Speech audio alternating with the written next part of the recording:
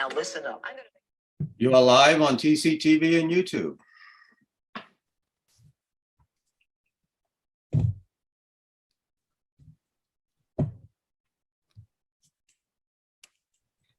Great.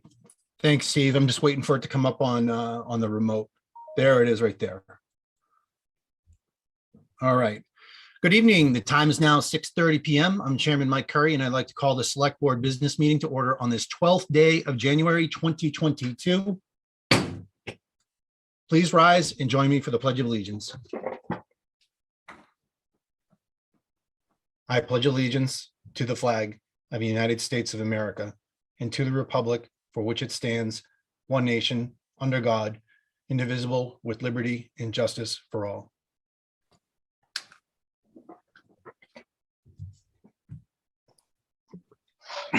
Well, good evening, everybody. Looks like we have not only a quorum, but looks like we have a great group of fine Americans with us this evening. Unfortunately, we are back in Zoom, which is kind of funny because it's the first meeting we went back into Zoom, and it might have been when our legislative team was last with us, where we only had a couple more left. So this time last year, around this date, was our annual report to our interchange with the congressional team. So it is great to see you. We got to see each other at least over the summer when we did our Boston Post Kane Award, and we really appreciate you coming out and spending time with the team out there, certainly at our senior center. So before we begin tonight, I'd like to state for the record that not only are we being streamed live on TCTV, cable station 8, and our YouTube web platform, but this evening's recording will be available for later viewing on our YouTube channel. And it does look like we have a quorum. Thank you for everybody. As always, our agenda for this evening has been set no later than 48 hours out by law, and it is publicly available at the official source for town information, templetonma.gov.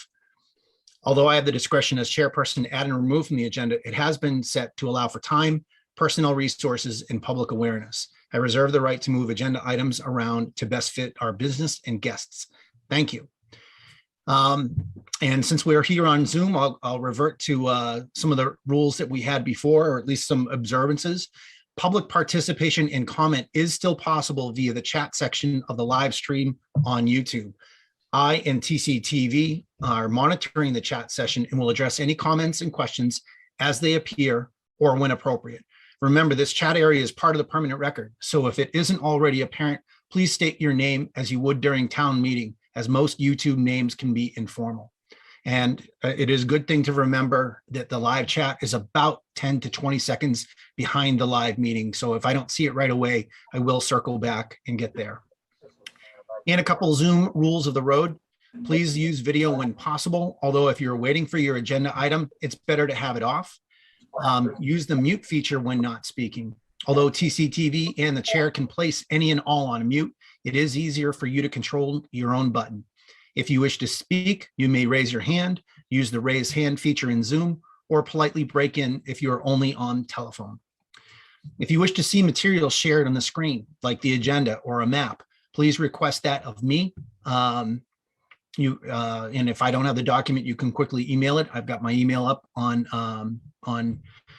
the other screen. This will help everyone stay synchronized and be helpful to the viewing public. Only the chair and TCTV are able to share contents or screens. Okay, it looks like we've got, under at least new business, we've got items Alpha through Lima on our agenda. And we've got a couple of public safety reports. But first, before we meet with our legislative team, I'd like to give the opportunity to Adam and Kelly to introduce our newest employee to the town. Adam? Kelly, you're here with your new employee that started this week. If you want to introduce her to the board, that'd be great. Hi, good evening, everyone. I wanted to introduce Nancy. She is our new assistant and town accountant. So far this week, I've been working with her and she's just doing a fabulous job. She's here local in Gardner, and I'll just let you say hi to her and she can tell you a little bit about herself. Nancy? Great, Kelly. Nancy, hi, how are you? I'm Mike Curry. I'm the chair for the board. As you can see on your screen, if you're connected with us on Zoom, we got plenty of people on tonight. I'm very excited that it's hard finding people right now, whether it's economy, pandemic, or a combination of everything. So we certainly are very excited and feel fortunate to have you coming on board the team. And I can say it is exciting because we have a great financial team in Templeton. And as you get trained up and talk with Kelly and the other members of the financial team, with Adam being the chief financial officer, you'll hear stories about how we've made great strides over the past 3, 5, 7 years. Certainly much different financial picture than we were in the earlier part of the 21st century. So thank you very much for being a part of our team. Anyone else on the board? Nancy, can you unmute and turn your video on? I don't know.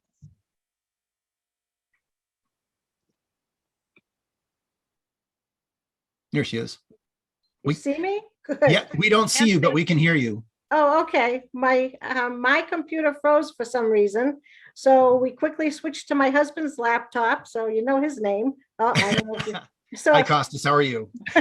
but anyway, I'm thrilled to be joining your team, and I look forward to hopefully a long relationship here. Okay, and I'll help in any way I can. Thank you, Nancy. Thank you. Any other board members? Hi, Nancy. Tim Toth, Vice Chair of the Board. Welcome to the team. Thank you, Tim. Hi, Nancy. Terry Griffiths. Welcome aboard. Look forward to meeting you in person. Great, thank you. Well, Kelly and Adam, thanks. We're looking forward to it. Okay. Nancy, oh, she changed her name. That's great. So Oh, don't ask. we'll I put don't that know on how the that first happened. evaluation. Technical proficiency, check. Well, I have a feeling when my husband does his next Zoom meeting tomorrow morning, he may see have Nancy up there. So Probably. might be interesting. Yep. Yeah, you have to have a sense of humor, right? That's We do. right. We do. Okay, thank you very much, everybody. Thanks, Nancy. Have a great evening. You too. Good night, everybody. Good to see you. Good to see you too, Kelly. Thank you. Hi, Kelly. Good night. Be safe. Bye. All right, thank you very much, Adam. I appreciate that. Okay. First on our agenda is we are excited to welcome back our team and really our transitioning team.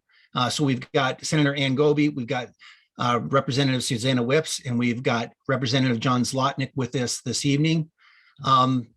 And Susanna and John, what we've done in the past as kind of like our kickoff, you know, we're feeling it in the budget muscles this time of year. What we've done in the past is said, you know, communicated with you to say, here's how we're doing, here's our State of the Union, and here's what our concerns are moving forward. But we've always opened it up with whatever your thoughts are for the new year and what we might be able to help you with and look forward to in our upcoming fiscal year.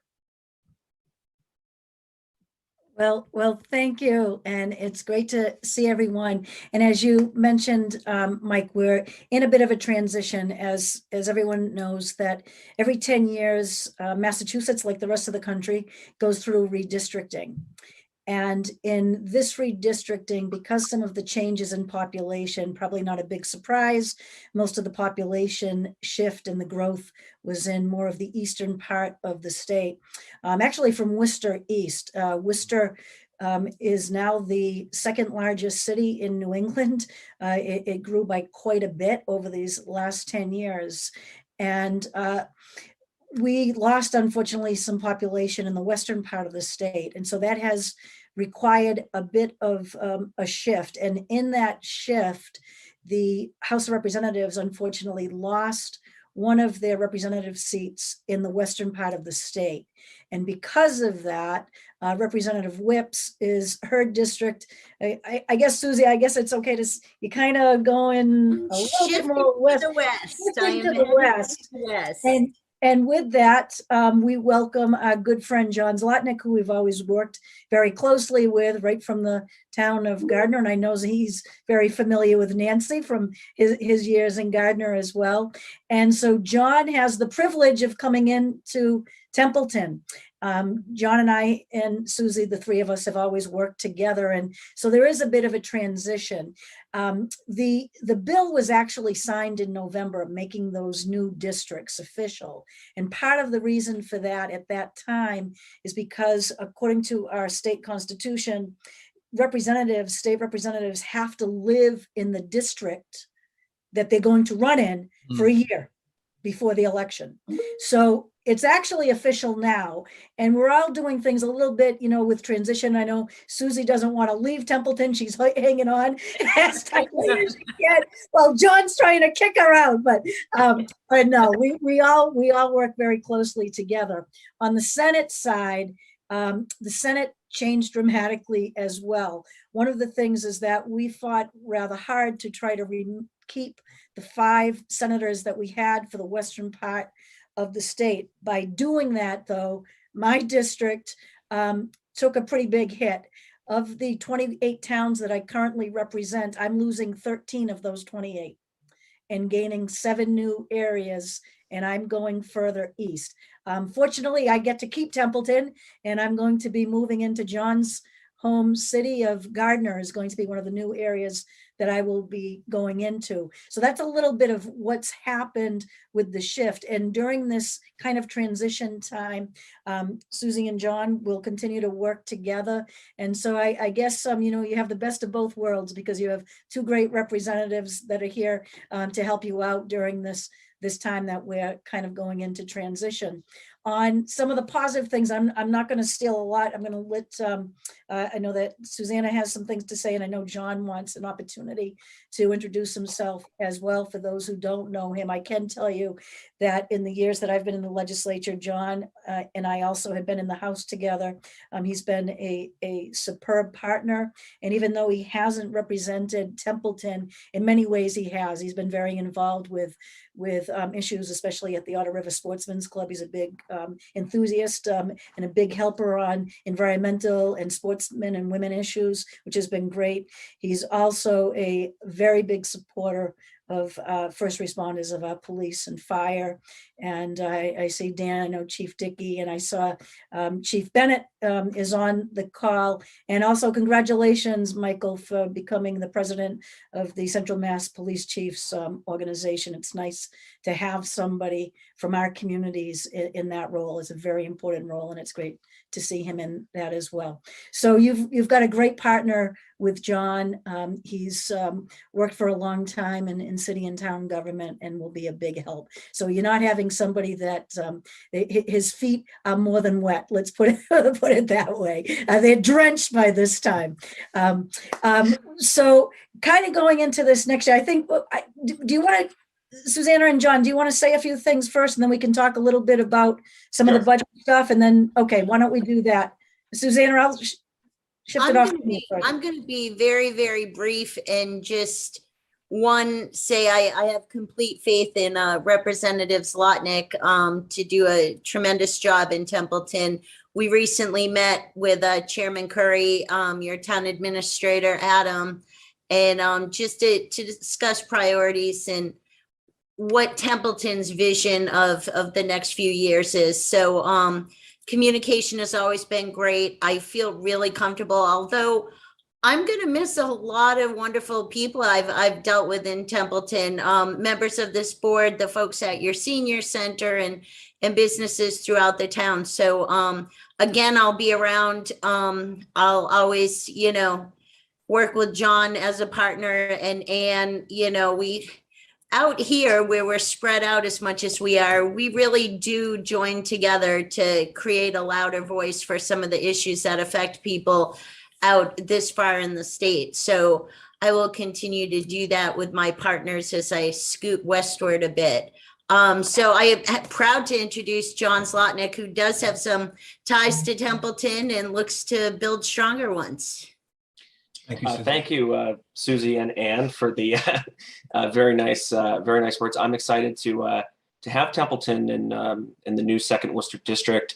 What Susie was alluding to is my dad grew up in Otter River and is a graduate of Narragansett, and my mother was a teacher, and her first job out of college was at Templeton Center, where I think she was for the better part better part of a decade. So it does feel like a little bit of a homecoming for us in the new district. As Susie and Anna both talked about, obviously this is a transitional period. I look at that as my job is to get up to speed as soon as possible. Obviously, we have the budget just around the corner, but also at this time where we have several large federal spending bills. And so we want to make sure that we're up to speed on what's going on in town, where there are needs, and where we can best apply those resources. I really prioritize communication with the local officials. I look at it, I can do my job better. The more information I have about what's going on in town and where those needs are, and where the state, can be helpful, and sometimes candidly, where the state isn't being helpful and where we need to address that. So again, I'm very excited to have Templeton in my district, and very excited to work with all of you. And Thank you, as John. when John had mentioned too, starting to talk about some of the federal money, the three of us working together were able to get some money recently. And I see that Chief Dickey is on, and we were hoping to be in person to be able to present you with the official. Oh, there it is. See that, the official $70,000 check. Okay, it's upside down, Senator. They're not going to be able Oh, to there catch. we go. I can cash that check if it's upside down or right side. It doesn't However you want matter. to do it. But that was something that this delegation, and I give a lot of thanks, not just to the chief, but to Adam. He's been extremely very forthcoming. Anytime that we have called, or he'll call us to let us know what the town needs, and he's not shy about it. And so I was very happy, and we were very happy, the three of us together, to be able to get that for Templeton. We know that was something that the fire department needed badly. And I believe, Adam, that Stu from my office was in contact with you this week to start that whole paperwork. We're finally getting that from administration and finance so that money can go out the door to you for that $70,000. So that's more important than the paper check, the real dough that's going to come with it. But there is going to be other money coming in, and I think we all realize that from the feds. And so one of the things that the three of us really kind of need from you, and Adam's already working on it, is as you talk about, Mr. Chairman, as you talk about your priorities, I think the sooner you can get them to us, the better. And especially on things like water and sewer, if there are water and sewer issues, because we know that the administration and finance is already themselves making a priority list, that they're taking a look at sewer projects throughout the state. And we don't want to be left out. Right. And I get a little nervous when the administration is making the priority list and we are not. So, Susanna and John and I want to be able to advocate forcefully and quickly and as soon as possible. So I know that you're working on all of those things, but the sooner that we can get that, the better. The governor comes out with his budget on, is it the 24th? I know that just 26th of January. And, and things, as get rolling really very, very quickly. We'll be right into meetings on Ways and Means meetings. Then the reps will have to get their priorities into the Ways and Means chairman, probably sometime mid-March, right? That you probably have to do that for the April debate. And in the Senate, we will have to get ours to our chairman by mid to late April for May debate. And then I'm anticipating in July, late June, July, that we will also be talking about the spending of the over $2.5 billion more in ARPA funds. So there is money there. And as you can imagine, even for that $2.5 billion, there's probably $10.5 billion worth of requests everywhere. But we need to work together, and we want to make sure that we're bringing home more of these for you guys.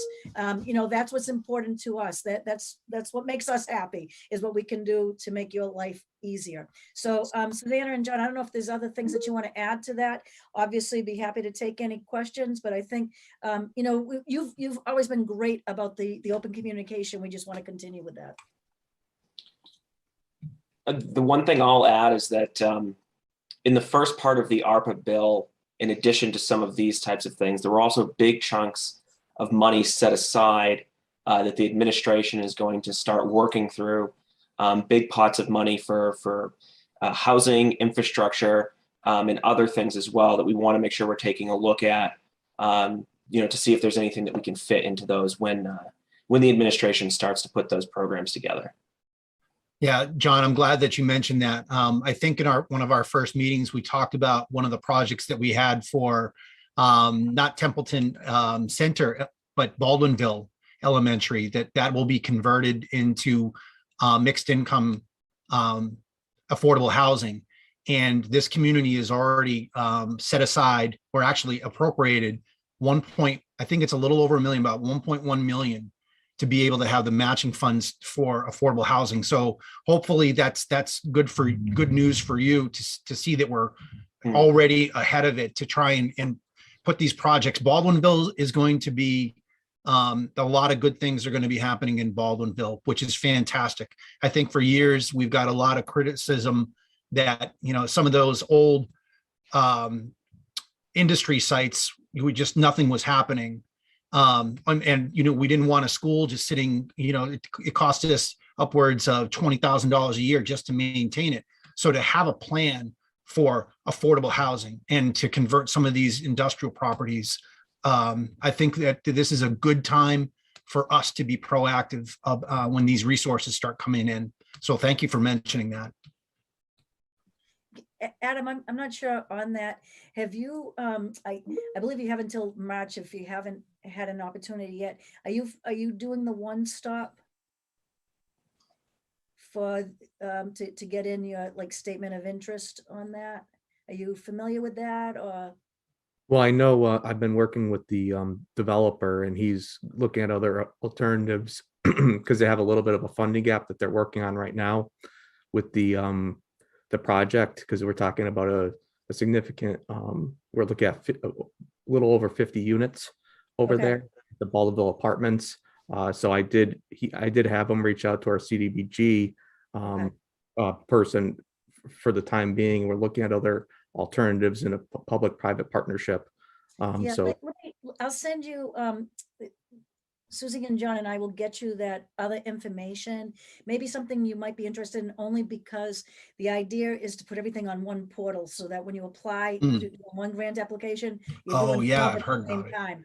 Yep. So we'll make sure we get that over to you, so you have that, and you have until, I believe, the middle of March to get your kind of statement of interest in on that. So there's plenty of time for it. It's not, Adam did brief that to the board. He talked about this consolidation effort. I think you just cut him off guard with what name it's actually coming up with. So one stop, I think that'll become ingrained in our head. What? And I know. And usually there's 101 different acronyms, and my head starts spinning too, and I forget which one. Right.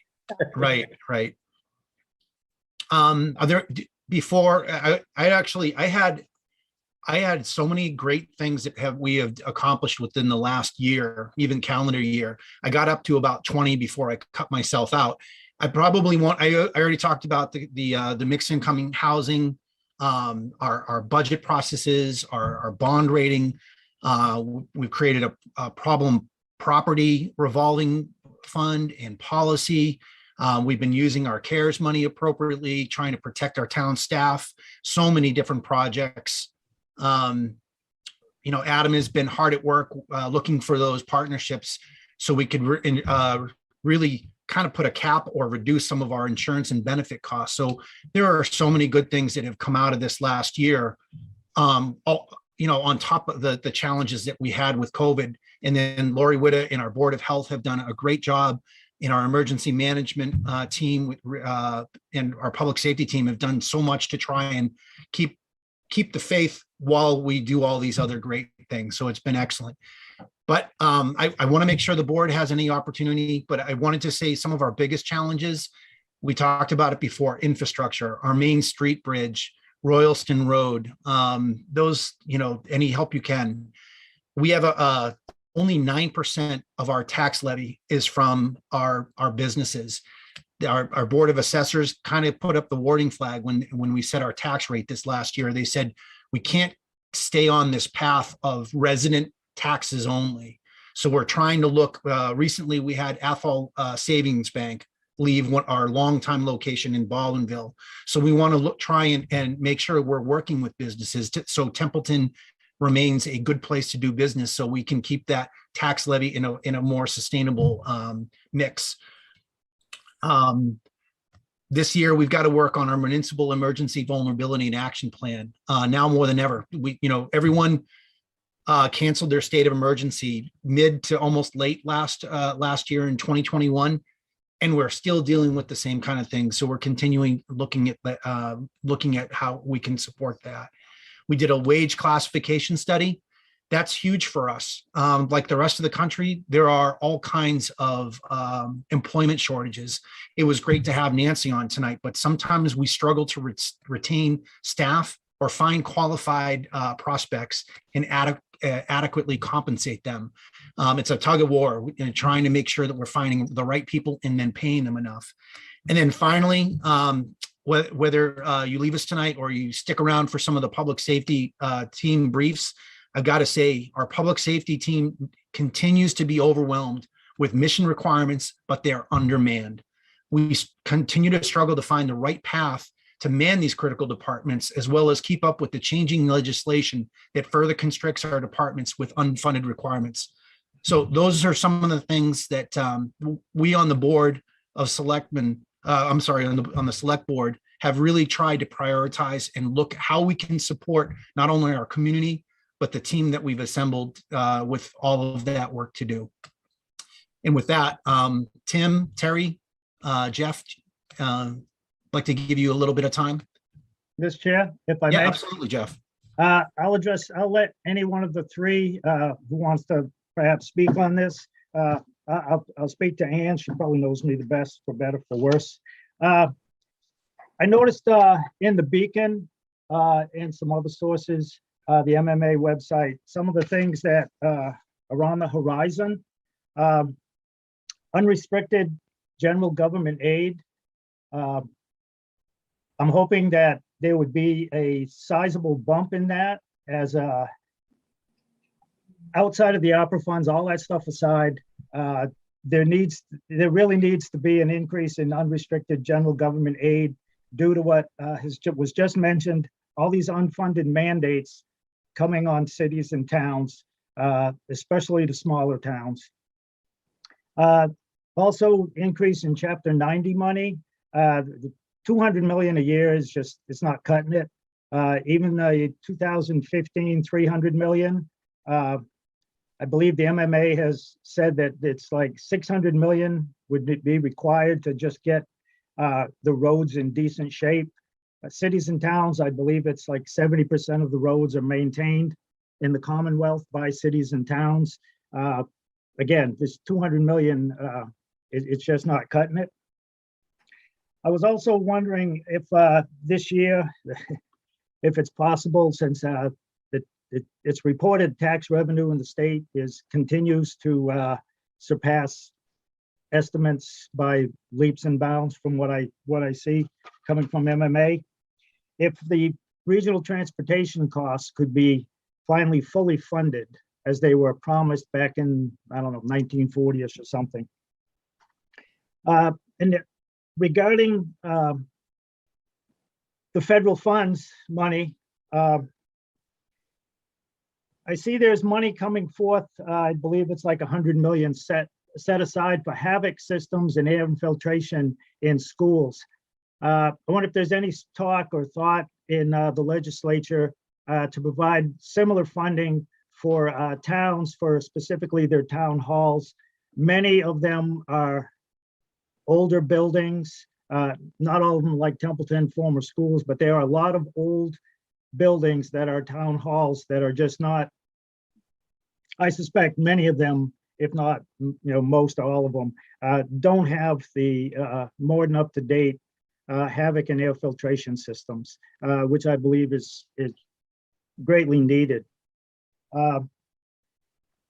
My last thing is, with all this talk about going green and initiatives for, electric vehicles and getting off oil and gas and propane, and whether we're going to meet that 2050, 2030 deadlines, I seriously doubt. But I wonder if there is any possibility of doing something for the residents of the state. And if we want to do this, if we want to get electric cars, all the other environmental junk aside, if you want to have electric cars, you need the infrastructure. You need rapid charging stations everywhere. So my question on this would be encouraging people through funding to replace home heating systems that are either oil, propane, natural gas with heat pumps, which would not only be environmentally good, they would get off oil, propane and stuff. They would save residents, homeowners money, and they would save energy, heating and cooling their house, and they get away from its ductless heating. So it benefits them on air filtration in their homes. I know that's quite a little bit, but that's on the top of my head to let you all know where I'm at thinking with all these billions of dollars. And I know 5 billion, as Ann said, there's probably 10, maybe 20 billion requests going to come through because everybody gets big eyes. But those are my thoughts on things that would actually benefit residents rather than some service like fare-free bus or train service in Boston that nobody out here, hardly ever uses, if at all. So thank you. No, Thank you, Mr. Chair.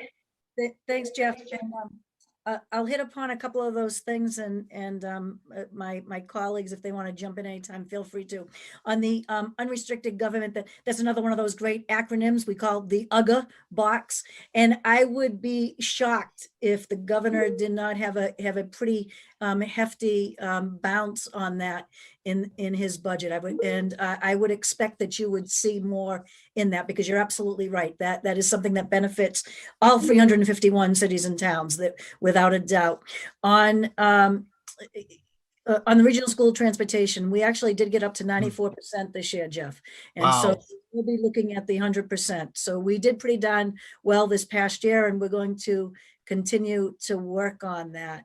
On the roads, Rep. Whips and I were on a call earlier today with the folks in Athol, and the highway fellow over there, Dick Kilhart, brought something up that I wasn't familiar with, and we're doing some research on right now, and maybe you guys had heard something about this, but he thought that there was going to be some plan in place where that any municipality that had a state numbered road going through it, like Templeton does with Route 2, that the state would handle the resurfacing costs, that they were going to come up with some program. So I've contacted DOT after we had that meeting today. So I'm trying to get some information on that. But if they don't, I think Rep. Whips and I were thinking, hey, that's a pretty good idea. So I think we're going to pursue that if that isn't there, because you're absolutely right. There's so many communities. I mean, so many of my towns, Route 9 goes through it, and you get where the state is in charge of maybe a half mile here, then it's the town, then another half mile for the state. It's crazy. And when you drive those roads, sometimes you see that. You'll see where the state's done something, where the town's done something, and it's a little nutty. So we will look into that.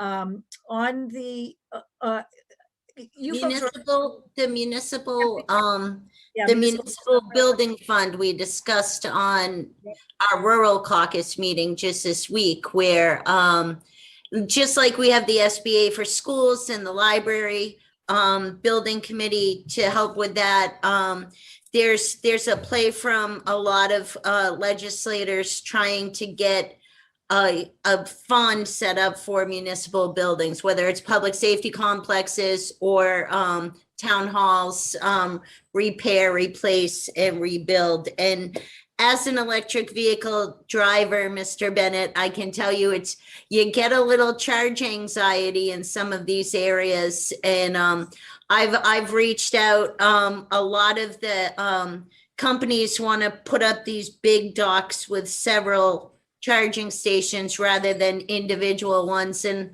I've been working on a proposal with the electric companies, as well as tourism, because it would be great if we could have one in this town center where people can plug in and run into the country store and get a bite to eat or do something. So that is a concern out here.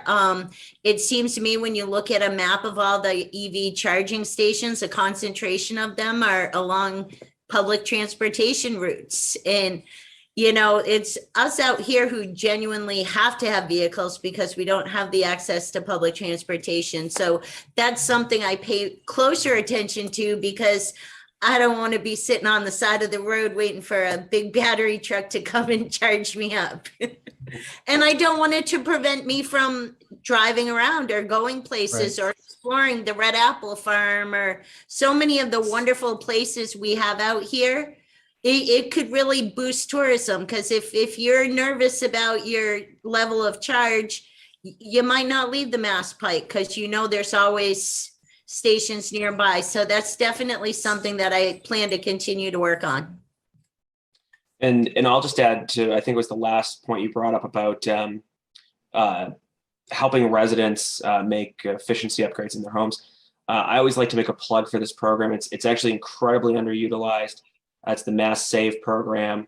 Not only do they do free energy audits, but then there's all sorts of rebates and programs to help folks then take what the information in that audit and then apply it to saving money on their energy bills. And like I said, it's underutilized, and I think we need to do a better job at the state promoting it. But that is available for folks who want to pursue those options. Thanks, team. Tim or Terry? No, not any disrespect intended. Selectman Bennett stole some of the thunder, but that's good because we're kind of on the same page. Great, thanks, Tim. Terry, finish it up. Glad to go last. Happy New Year. It's a comfort to see you. So glad that you didn't have to make the trip, but you're appearing in front of us and listening to all our concerns. And I feel very hopeful and look forward to a year going forward working with you. Thank you. Great. Thanks, team. Any final words, Ann, Susie, or John? I just want to thank you all for being so welcoming since this news was announced. And then over the next few months, again, to get myself up to speed, my intention is to keep meeting with you and the town manager, and then as well as the town department heads to again make sure that I have all the information I need as we move forward. Thanks, John. And I will just want to say thank you to everybody. It's been a pleasure working with you. Thank you, Susanna. Best of luck, Susanna. And you've got, we have a commenter on the live chat. It would probably take me another 5 minutes to read you all the accolades that she has bestowed upon you. I did send it to Adam so he can send it on, but Lure of the North in our chat had a lot of nice things to say about you and the support that you've given. And she's looking forward to seeing the town work with John. So very comprehensive comments. If you get the chance to see him in YouTube, or Adam can send them over to you. So thanks for the comments online. All right. Thank you as always. Great way to kick off the calendar year. It's always good to see you, like Terry was saying. I will not serenade you with, I was telling the rest of them, and you missed, I was coming out of anesthesia the other day and I was serenading my nurses with Van Halen. I will not do the same to you right now. So thank you. Someone in the younger generation just went, who? Right. All right. Thanks. Have a great night, everyone. You Take too, care. and thank you. Bye-bye. All right. Good night, John. We'll see you. All right. Great visit with our team, always. We're going to move on in the agenda. Looks like we've got a couple presentations first. In the order in the, well, actually, I think we have to do a meeting minutes first. Is that, I skipped over the meeting minutes. I was too anxious to get to our congressional delegation. Let's go over the minutes real quick. We've got meeting minutes from the 22nd of December, both regular meeting and executive session. If the board has had the chance to read through both sets, since we will be releasing the executive session minutes to the public, we can make a motion, a single motion to release both. Any amendments, observations, or questions on the prior meeting minutes of 12/22?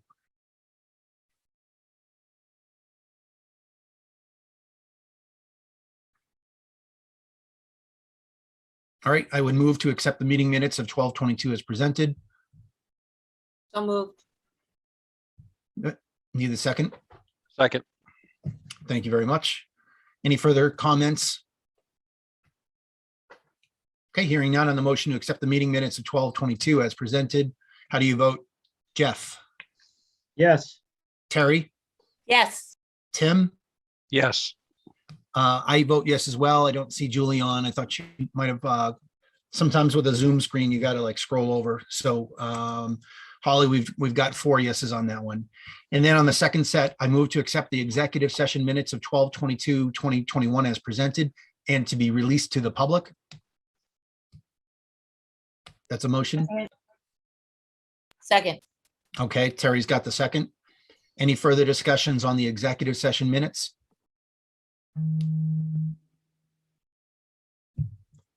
Okay, hearing none on the motion to accept the executive session minutes of 12/22/2021 as presented and to be released to the public. How do you vote, Jeff? Yes. Terry?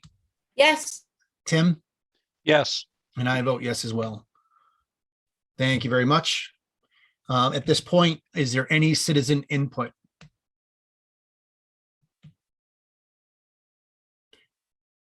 Give a quick pause to if anyone's going to add any citizen input. I will say if people didn't catch the Board of Health meeting on Monday, we are well over 100 cases. I think we're about up to 175 cases of COVID in the community as the last weekly report dictated.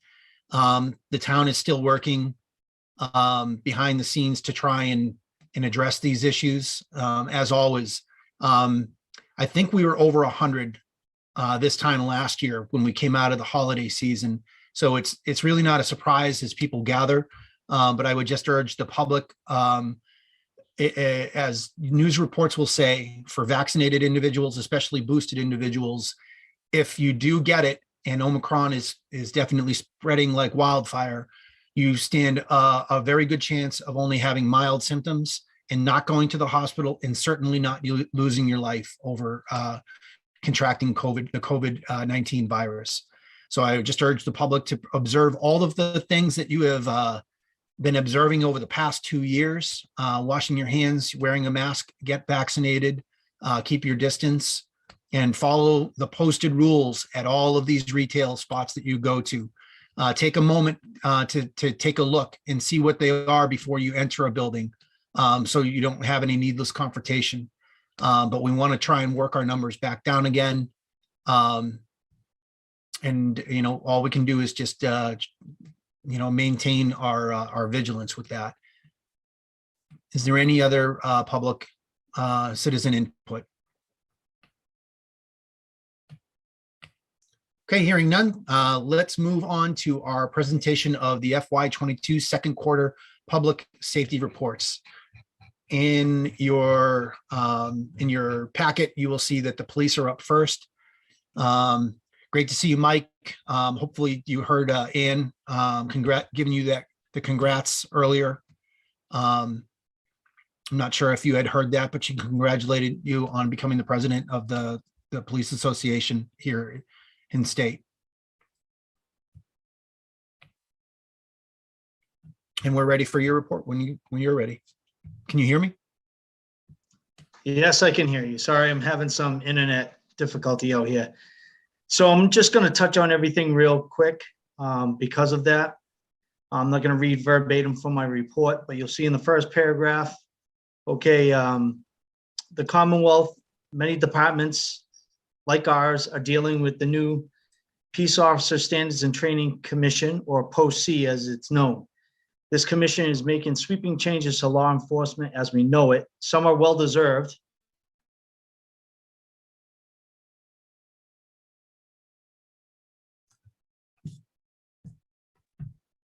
other in the Central Mass departments. Going on to the second paragraph, you can see HVAC issues. We are still dealing with them. We had the study done, as you know. We reached out to third-party contractors. They're advising that they would like to have an engineer come out to better formulate the plan of attack on how to remedy the system and address those deficiencies.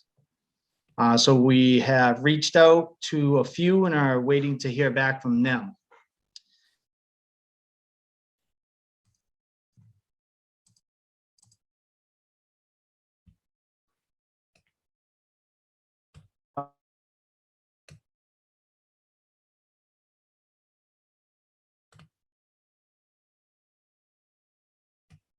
Have our first 9 portables have been received for the 3-phase upgrade of that project.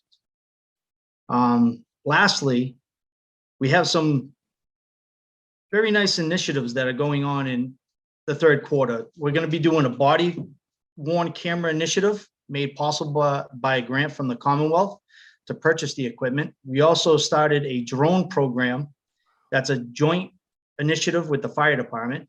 And we think both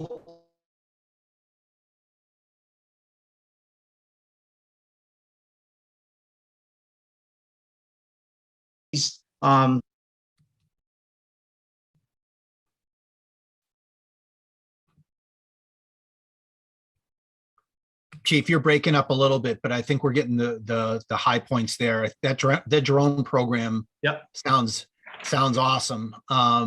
I don't know if you need, I know that Steve Castle had done a lot of training with them. I don't know if he's a resource at all, but, or even if it even goes into the realm of a law enforcement style or public safety style drone, but that is huge. When I saw that in your report, yeah, I got excited. That's great that you're on that cutting edge, innovative stuff.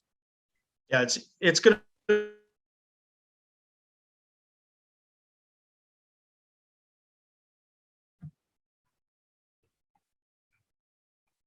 be good.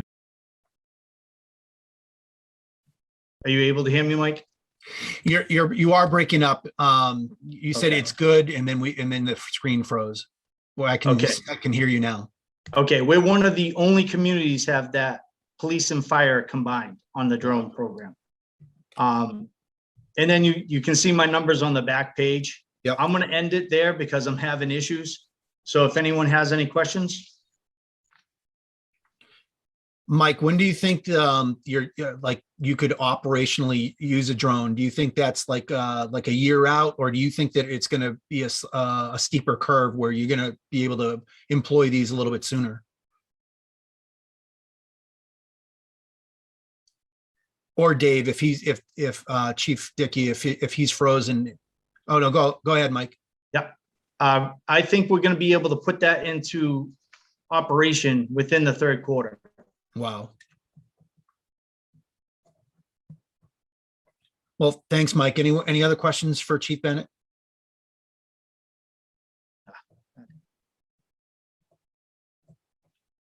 All right, Chief, I don't hear any other questions. So thank you very much for the report. Appreciate it. Thank you, Chief. Thank you, board. Have a good night. You too, Mike. Chief Dickey, good evening. Good evening, everybody. I would like to start off with thanking our representatives and our senator tonight for all the hard work and help with securing the money for our utility truck. It is greatly needed for our department. We're currently trying to refurbish a 1980s vintage utility truck that has actually never seen the road for us. And before that, we've never had a utility truck in town for the fire department. When we need to use a truck, my firefighters would use their own personal trucks to haul stuff around with. So this is something that's going to be greatly needed to bring us into current technology, so to say. So I want to thank them very much for that. My second quarter report, you all have my numbers. You know, our numbers are currently holding right around that, just a little over 300 mark for all of our calls quarter to quarter, which, you know, will put us holding roughly around the 1,300 emergency calls on the year, which just over 2 years ago, we were only at 900 to 1,000 calls a year. So we are continuing to grow with the demands of our service out there on emergencies. We are working with the Board of Health, on a daily basis out there with COVID and helping with what we can and responding on all the calls for that. The ambulance does still take most of our work. As you can see, the 324 calls, 235 of them were for the ambulance.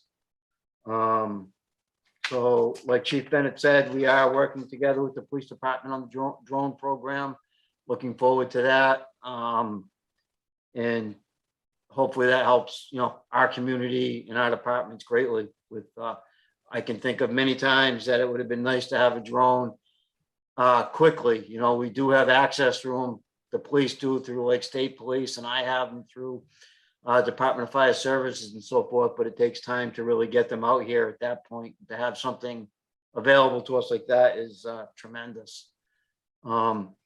Not part of my second quarter report, but I did hear news today that Templeton did get just over a $15,000 safety equipment grant awarded. That was something that I put in for a few months ago, like other communities in the Commonwealth.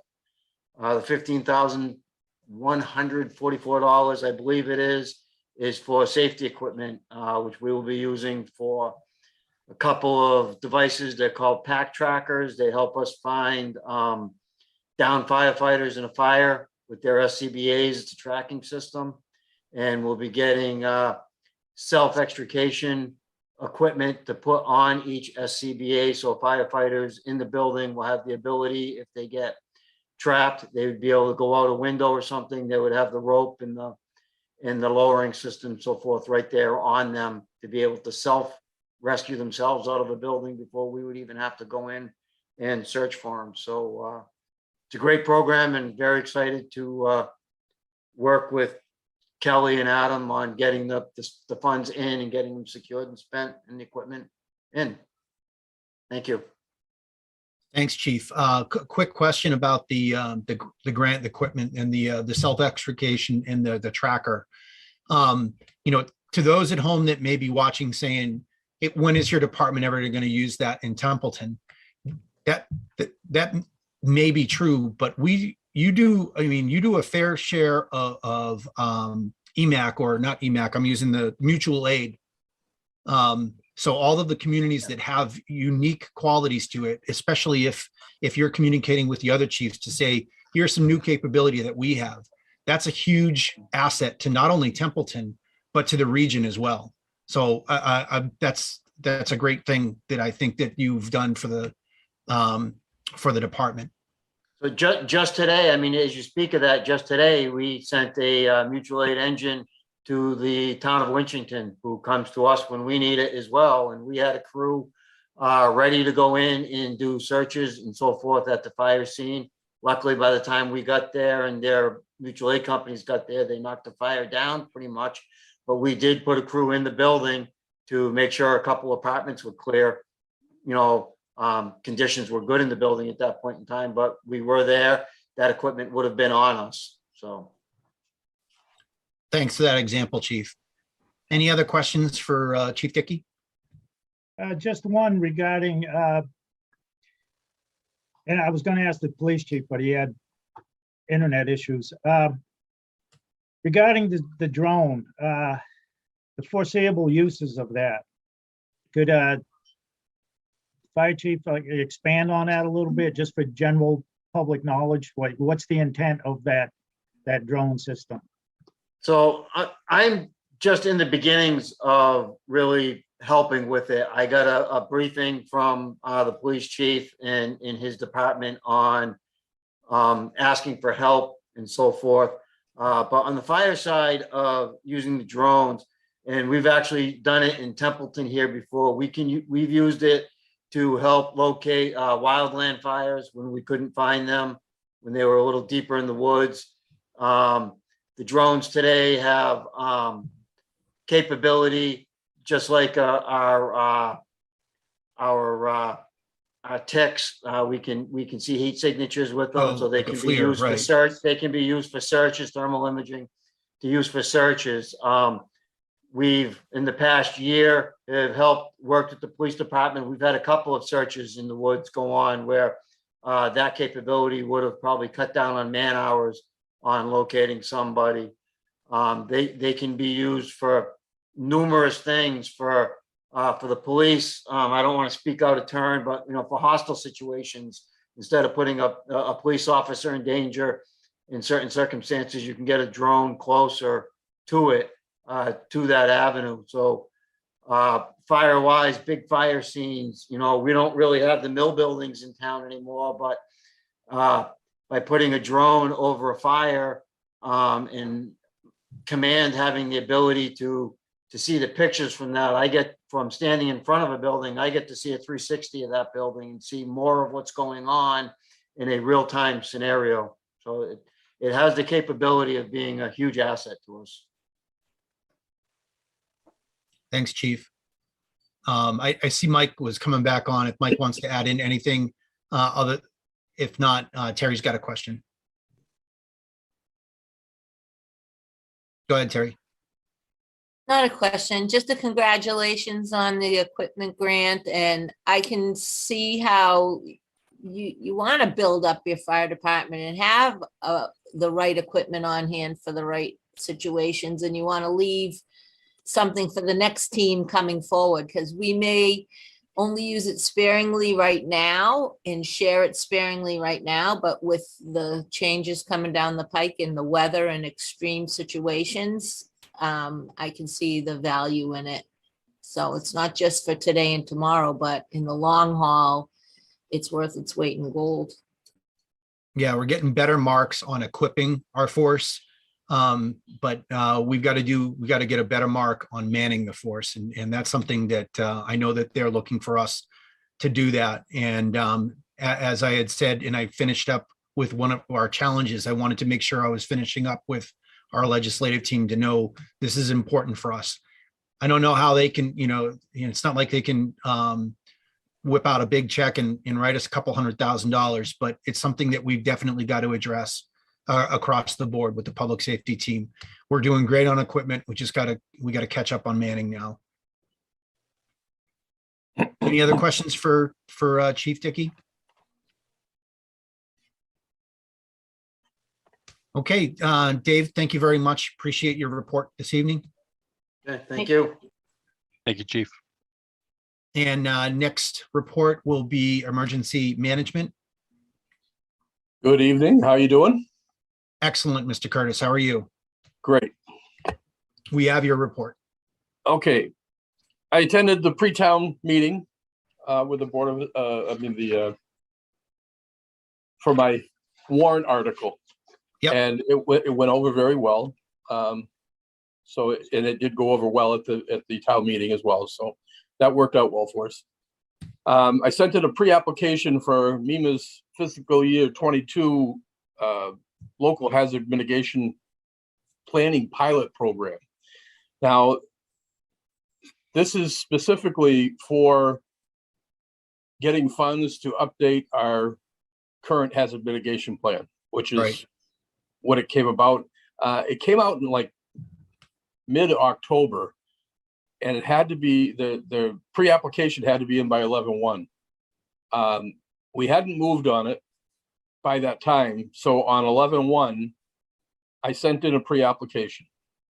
All that did for us is to reserve us a spot for that funding.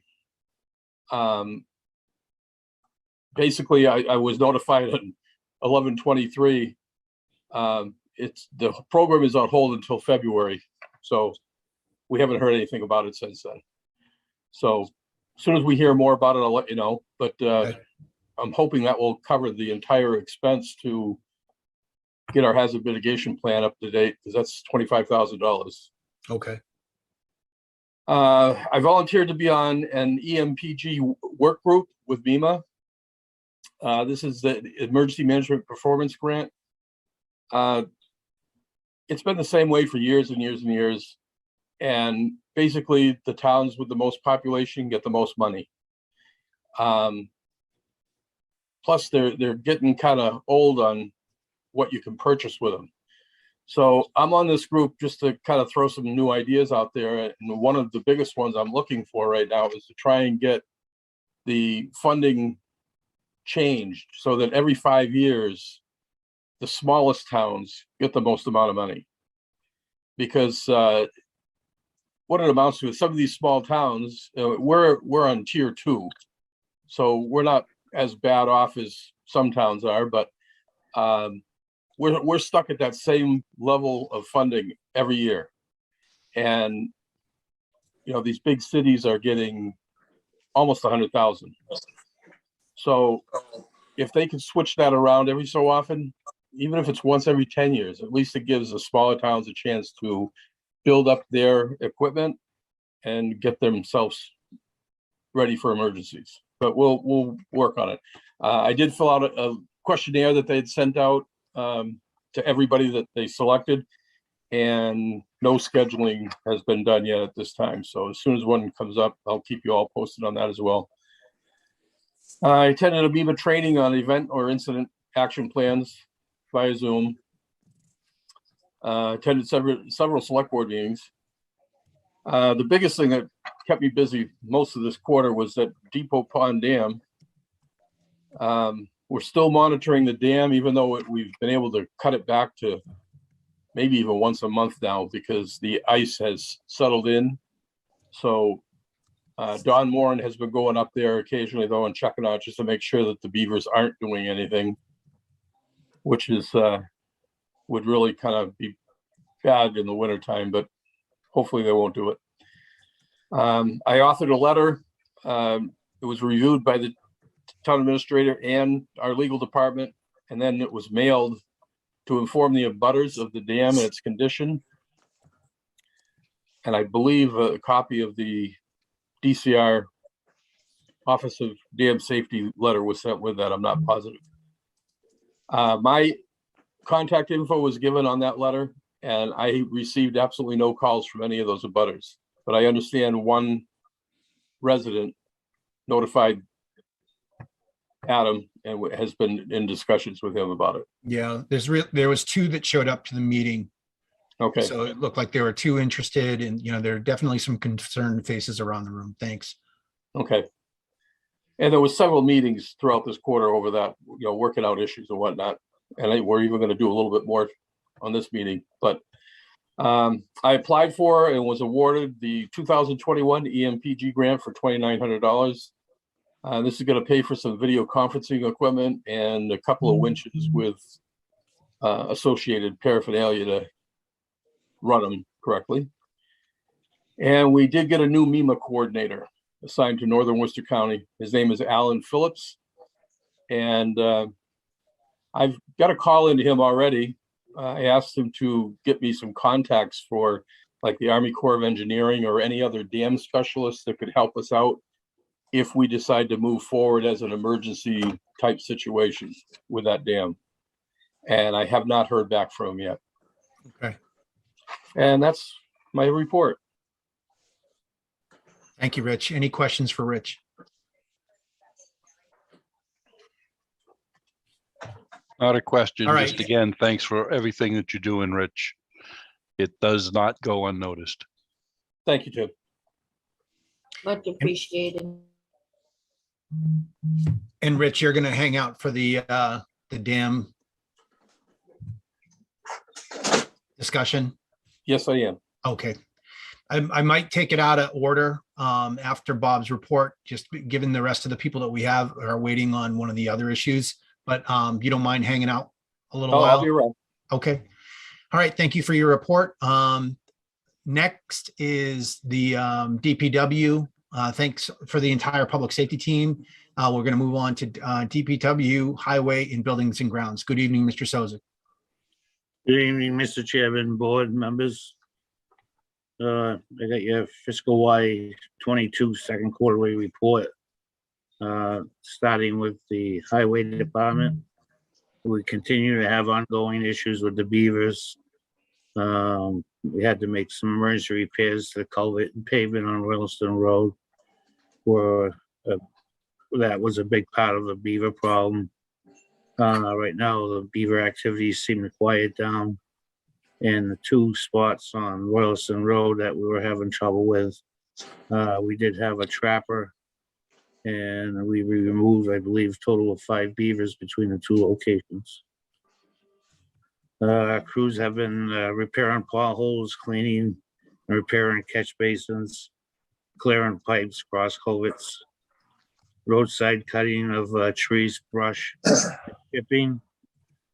The second set of phase of the street signs has been put up throughout the town. This stage went out towards Baldwinville and over towards Gilman Waite, working our way around to Otter River.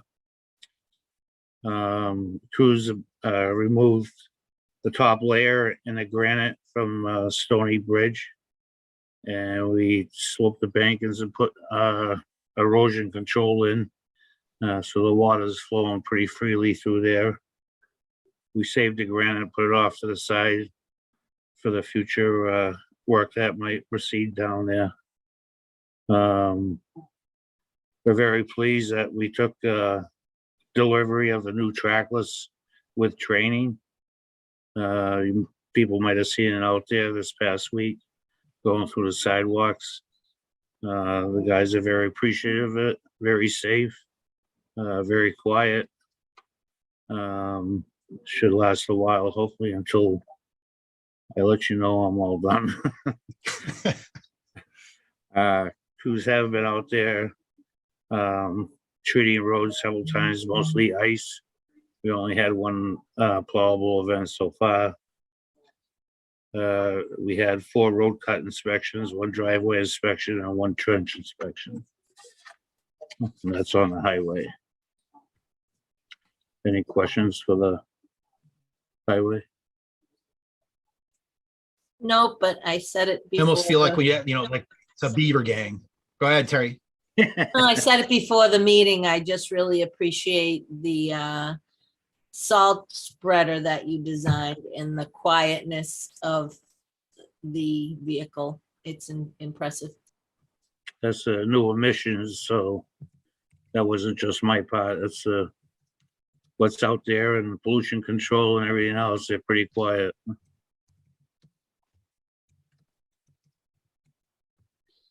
Bob, you mentioned till you tell us it's time for you to go. You do realize this is like the Hotel California. You can check in anytime you want, but you can never leave. I hear you there, Tim. Genius, Tim. So moving on to the buildings and grounds, we had several burials and cremations. We had several flag duties. We assisted some patrons in purchasing a plot at the both cemeteries. We also give them a copy of the rules of the cemetery when they arrive. Cleaning up trash and removal around Pine Grove and Green Lawn Cemetery and Gilman Waite. Winterize the water. The water's been shut off and blown out. Repaired some foundations and upright stones installed. Wrapped up the mowing and weed whacking that was nonstop all summer. And fall cleanup went real well. The guys stayed on top of it. Everything looked pretty good before the first ice or snow event we had. Winterized all the equipment for storage. Took care of all the items that needed to be stored for the winter and the other buildings, such as removing the ACs, the town hall, and putting things away on the cover for the winter. Along with that, the foreman and cemetery commissioners working with Adam on the grant we received for the software update on mapping the existing graves and maintaining additional changes with much more efficiency than our current process. And the crews have been busy assisting us in the town buildings and shoveling and treating the walkways and parking lots. And that's all I have. Okay. Any questions for Bob? Bob, are you sticking around for the dam discussion? Yeah. Okay.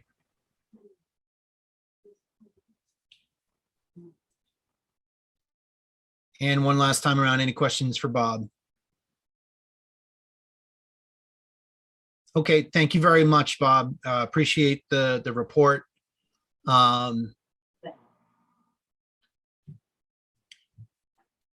Yeah, I don't have any other Beaver jokes, so I'm fresh out of them.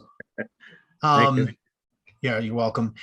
What I'd like to do, team, I'd like to bring the union item up next. I don't think we have a lot to talk about with the dam, given our next decision and just an update. I'm just trying to go through and make sure that we're, I know that we've got some business. I'm just trying to take care of the room that we have right now. And I know a lot of them have been on video and waiting patiently. So is there any objection to me moving up the union discussion? And we'll talk about the dam next. All right, great. I'd like to just move over the update on Depot Pond Dam, and let's address item G, action related to the fire union contract, local 5311. And right now it looks like we've got Dan Dean, Lorenzo Sardoni, Chris Gemma, Daniel Walker, and I think that's it for the team for the discussion. Adam, how do you want to proceed? I believe Dan Walker's with TCTV, Mr. Chair. Oh, I'm sorry. I looked quickly and the icon's right in front of me. I was all prepared and I No worries. blew it. But we've got Chris, Lorenzo, and Dan on. Thank you, gentlemen, for joining us this evening. So, Mr. Thank you Chair. for having us, Mr. Chairman. Yep. We were negotiating for roughly a year, and we came to agreement. The union has since ratified this agreement, which would run from January 1st, 2022 to June 30, 2024. So we went back and forth for quite some time. And after a lengthy discussion and negotiations, we came to this agreement. I think it's a good first contract. I think we've certainly had our disagreements, we've had our agreements, but finally we're able to get this and bring this forward to the board. And something that I'm proud of in my first contract working with them and the union, basically bringing this from not having anything to having a full contract to have in place. It's something where we tried to do our best, at least on the management side of the house, to make sure our personnel policies were reflected within the contract. And I think that's pretty much all I have. The union ratified it. Lorenzo, you're the president of the union. Is there anything further that I may have missed that you wanted to kind of add to what I brought up to the board? No, sir. I think you covered everything right on the money. So we appreciate you your time with the negotiations. I know we had several of them, and look forward to future meetings with you. Thank you. Thanks, Lorenzo. Yeah, and Adam has been keeping the board up to date along with the negotiations, so we appreciate that. Within the packet is the full union contract. Everyone should have had a chance to review that as final. I had no further questions, so Jeff, Terry, or Tim, if you had any concerns or questions, things that I think Adam characterized, something that might have been overlooked, we should address those things now. Otherwise, this is an action item for tonight.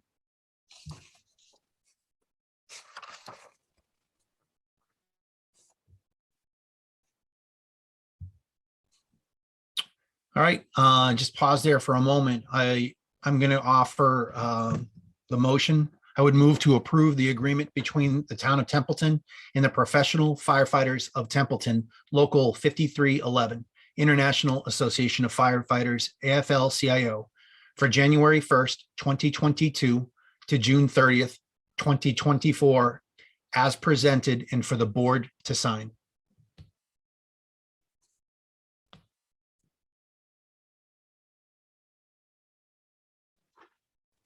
Second, if that was a motion. Yep, it was. Thank you very much, Jeff. All right, we've got a motion in a second. Any further discussion on the fire union contract, local 5311?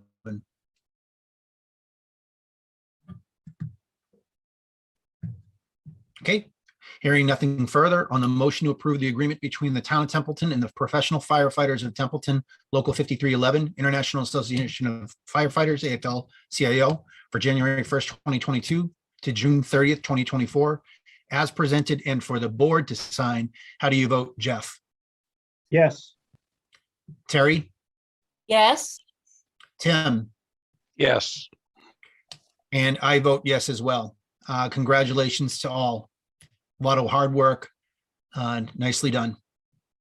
Congratulations, gentlemen. I'm working on a book, how to negotiate if your life depends on it. Never split the difference. So I understand how tough it is. Well, the important thing is that we have something that works for both. So that's fantastic. Gentlemen, thank you for joining us this evening. Any final thoughts? Thank you for your time. Appreciate it. Thank you very much. Well, I think they're Thanks, gonna, Renzo. Mr. Chair, I think they'll want to stay because the funding's the second part. Okay. All right. Do you want to brief that? Very simple. This is the portion that would have to be funded for the duration of this fiscal year in accordance with the contract that the board just approved. Yeah, let me give the page number for that. Budget Amendment 2022-2. Yep, it's item 5, hotel, and it is page number 117 in the packet. So it's basically what we just did. The effects of that is doing a budget transfer. So I would entertain a motion at this time to make that transfer. Well, I did the other one. I guess I'll do this one. Move to approve the budget amendment 2022-2 as presented for the transfer of $3,000 from the select board intergovernmental account to the one department account listed. Second. Second. Okay, I have a motion and a second. Any further questions? Sorry, I'm looking at it's sideways in the electronic packet. Yep, so it's going to fire EMS sub-account personnel, a 5100 account, $3,000. Any further questions? All right, hearing none on the motion to approve the budget amendment 2022-2 as presented for the transfer of $3,000 from the select board intergovernmental account to the fire EMS 5100 department account as listed. How do you vote, Jeff? Yes. Terry? Yes. Tim? Yes. And I vote yes as well. And that should take care of that, Adam, correct? Correct. Thank you. All right. All right. Again, gentlemen, thanks for joining us this evening. You can stick around and listen to how the Beavers are pounding our town into submission if you want. Thank you again for everybody's time. Absolutely.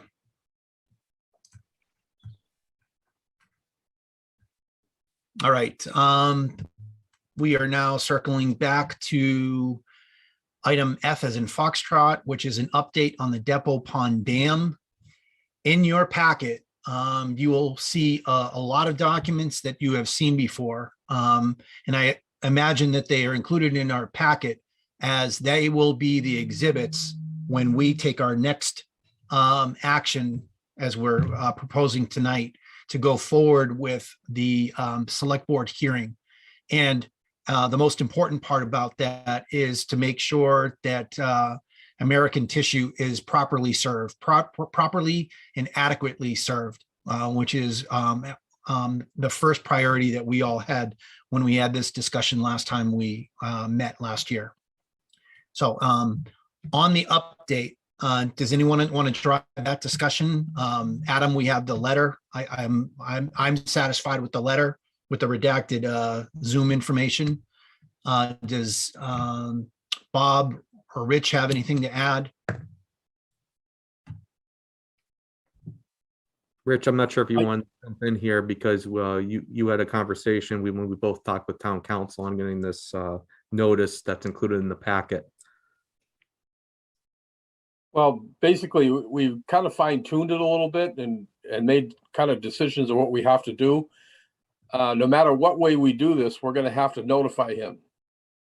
This was tried 21 years ago, I guess, by the state, and they refused to try it anymore. They're going to stick with just trying by mail, and obviously that's not working for them. So by us doing this, I'm hoping our legal department has a way of doing it so that even if he doesn't answer the door, so to speak, they can nail it to the door. I don't know whether this is going to work for us or not, but I think it's money well spent to try and get it done. I agree. And certainly it's the next step that we need to take as our as town council outlined it, to be the most airtight. When I say airtight, I mean the most legally sufficient mechanism that we can use to basically move towards a solution here. We've had a couple of, I know that there's been some telecons about asking for support. You know, what is the best course of action? Is it demolish? Is it trying to rebuild it or otherwise? But certainly those items can happen simultaneously to this effort to make sure that the landowner is notified that we're, you know, I use the term again, legally sufficient, to make sure that we're going lockstep in this process to make sure that we have the authority to do any kind of action, whether it's tear it down or repair it. Adam, has he showed us a letter yet, the attorney? We have the letter and the board has it in their packet. They finalized it since we spoke. Basically right now the board's looking at it. They're going to hold their hearing on Wednesday, January 26th. But after tonight, I will sign the letter, the notice, and that will go out with town council for the owner to be served. Okay, did it address the two methods? The one by the select board, the one by the building inspector? Does it satisfy, you know, one service for the two? It satisfies it because they're going to hold the hearing, and then they're going to determine whether the dam is a nuisance or dangerous structure for the reasons presented in the report of the Office of Dam Safety and because of the observed danger to town residents and property of the potential failure of the dam. And if the dam is found to be a nuisance or dangerous, prescribe its disposition, alteration, or regulation. You can see it up on the screen, Rich. Yeah, it just came up. Okay. I thought you were on the correspondence. And Tim, I mean, I'm sorry, Rich, the rest of the board had access to at least by the agenda getting posted. So we've had a time, you know, we've had a little bit of time to be able to read through this. The part that I thought was that we were already kind of tipping our hat to them to say, you know, I'm pretty sure that the recipient of this, they've been through a lot of legal challenges, and you know, they understand some of the plays that municipalities or state or federal government are going to have. So I think being able to provide to say, you know, tipping the hat to say, here's how we are starting our approach. And I thought that was probably the biggest part of this letter, is to say, here's the direction that we're going. if you don't show up to this, you know, that's, you don't, you're not helping yourself. Okay.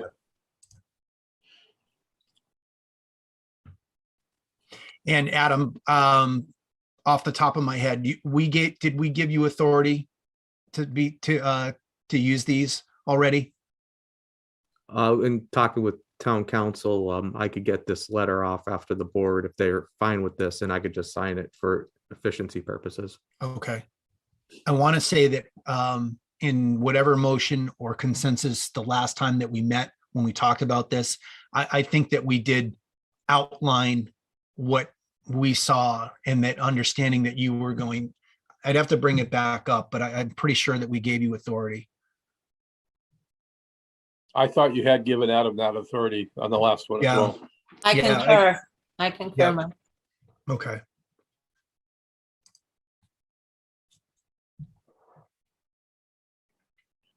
And Rich, it's in the packet, so if you, even after we finish talking about it tonight, you can go back and look at it. The majority of the packet, I think it's 100, what the total of 126 pages. Most of it is all the attachments that will wind up going along with it.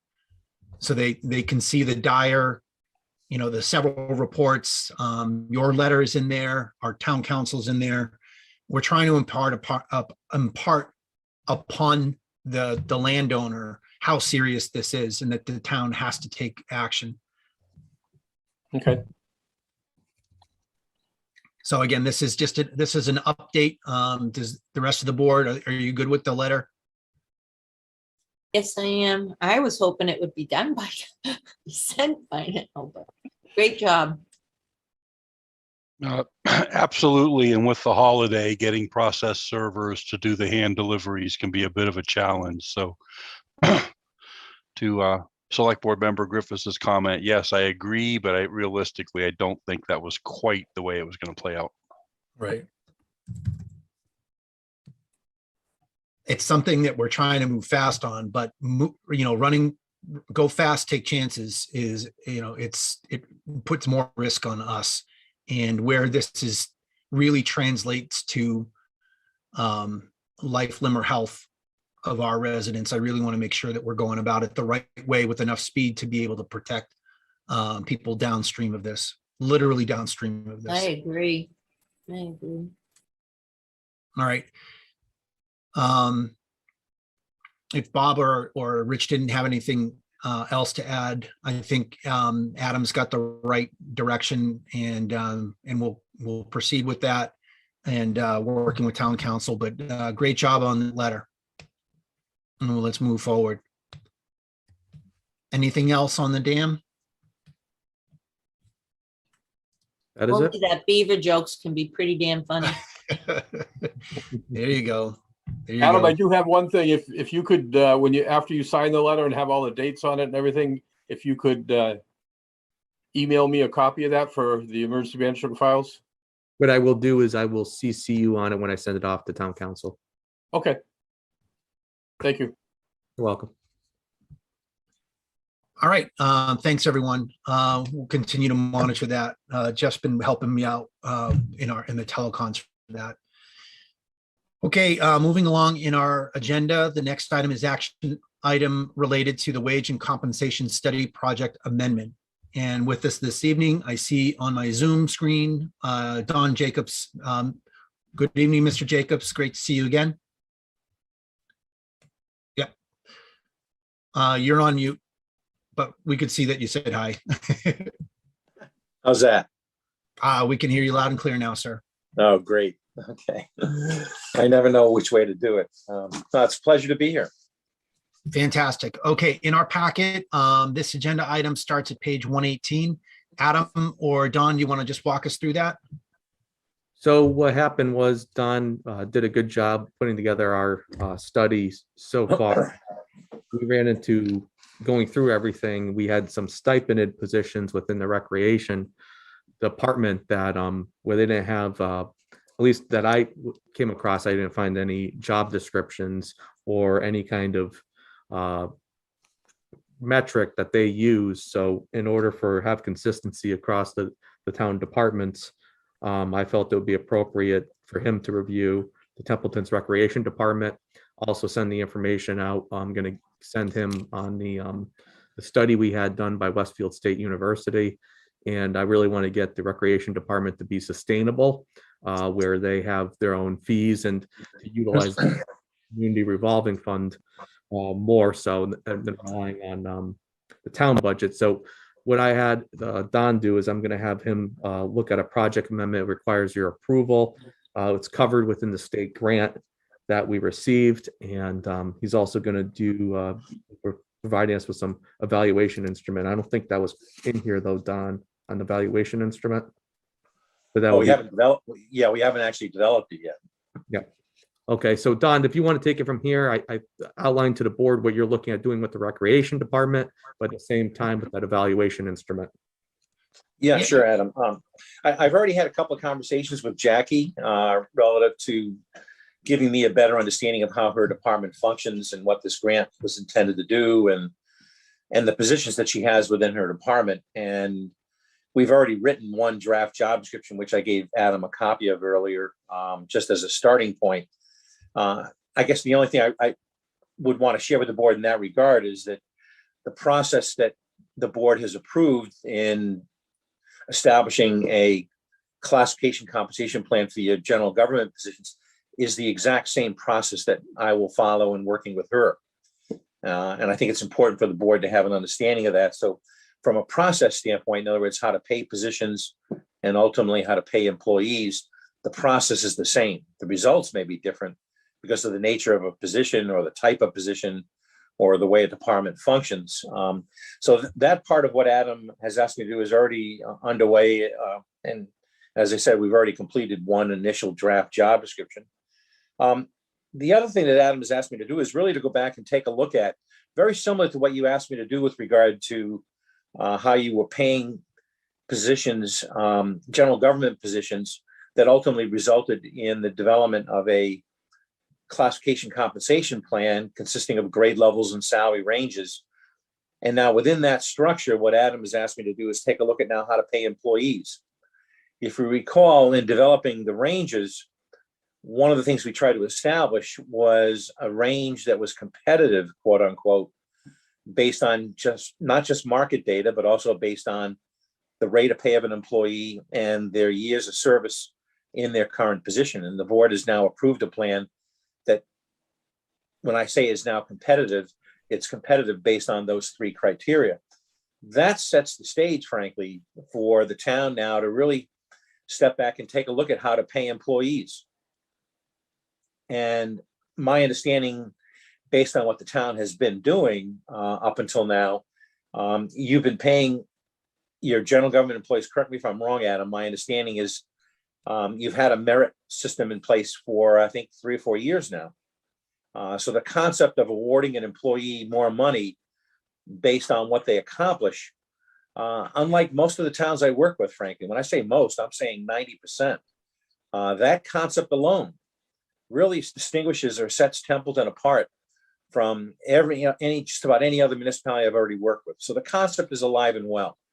So my role in this particular study is really to take a look at what the town has been doing with regard to how you've been paying employees. And with the input of your employees, particularly your department heads, review how it's been done in the past and come up with perhaps some additional recommendations with regard to how to pay employees.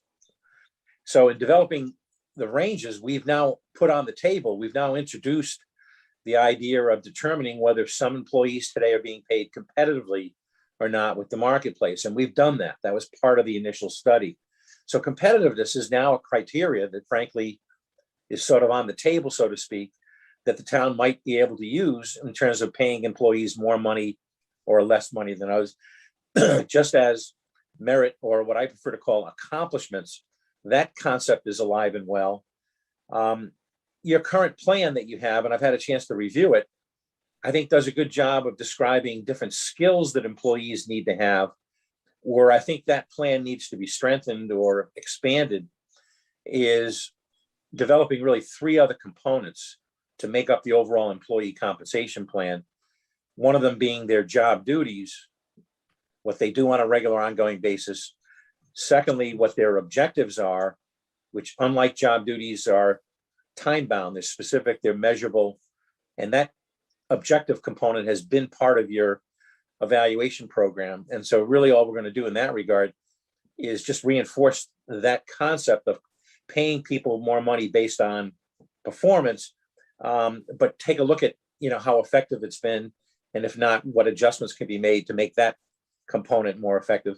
And then in addition to that, obviously years of service is a criteria that we're going to look at, as well as the what I call development plan. In other words, once you've been through an evaluation process, where you go from here really should become another component that makes up the overall employee compensation plan. So it's really a case, I think, of fine tuning what you've already been doing with your employees' input, and then coming to you with some recommendations for some possible adjustments relative to how the employee compensation process has been managed. So it won't take long. What I've outlined for Adam, basically 3 meetings with your employees. The first one really designed to talk about what their experiences have been, good, bad, or indifferent, with regard to the current way of being paid, and then to talk about their thoughts or concerns with regard to the issue as a whole, meaning employee compensation. And then based on that initial meeting, hopefully arrive at a consensus as to what the next step in the review process would be with regard to developing additional or alternative criteria to pay employees. So part of this process really is to provide your department heads, particularly with a training opportunity, to really develop the skill that they need in order to manage compensation within their respective departments more effectively. So training for your department heads in that regard is very much a part of this particular scope of service. And that's basically it. It won't take long. I think the biggest challenge, welcome to the world of the pandemic, is how to communicate, how to get together with your employees. And I think, Adam, that's something, that I need to talk to you about. Are you having regular staff meetings at this point, Adam, with your department heads? We were up to this point, but we've changed things around a bit. So, all right. So I just need to talk to you about how that's being managed and what's the best way to bring them into this process. As I was mentioning, obviously, doing some sort of group Zoom type of meeting might be a good alternative. So, Adam, you and I can talk about that later. So from a time frame standpoint, my objective or goal is to complete this review within approximately about a month or so. Okay. Not long. And then come back to the board with some specific recommendations as to possible adjustments to the employee compensation plan. So, bottom line is that we're moving forward, we're tweaking it a bit, and we're adding a little bit more money to properly close it out. Don, were you aware, so we call it Town of Templeton's Recreation Department. Were you aware that we have a bylaw change that was approved at town meeting and I believe it still hasn't come back from the AG yet, but we were shifting from Recreation Department to Recreation and Parks Commission. Were you aware of that? No, I was not. I mean, that's part of what I was alluding to when I was saying, talking to Jackie to get to understand her department better. Yeah, I would just, whatever, I think we're going to proceed. We're really happy with the work. Were you on when the congressional delegation was on earlier? Yes, I was. All right. So you heard, I count this as a huge win, a huge success for the community. And I wanted to make sure that they were understanding that we were trying to provide understanding and pay parity in a competitive environment where we're really trying to not only maintain our staffing, but recruit quality people as well. When they look in and they see that, they're not just coming in and someone saying, yeah, you can sit over at that desk and we'll tell you what to do. There's going to be duty descriptions. There's going to be expectation. That's huge. But I just wanted, if you and Adam and Jackie talk about what are the impacts of when the AG comes back and says, hey, here's the structure. You asked for this in your bylaw. Town meeting said yes. If that might, if you have to say, here's recreation option number one, or, if it gets changed, you can 100% just change the titles over. Even if that has an impact, I just want to make sure I always,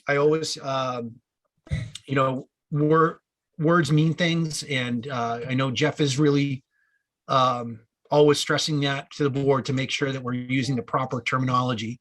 So when the AG comes back and says, you're blessed off, you have a Parks and Recreation Commission at that point, that we're using the right terminology.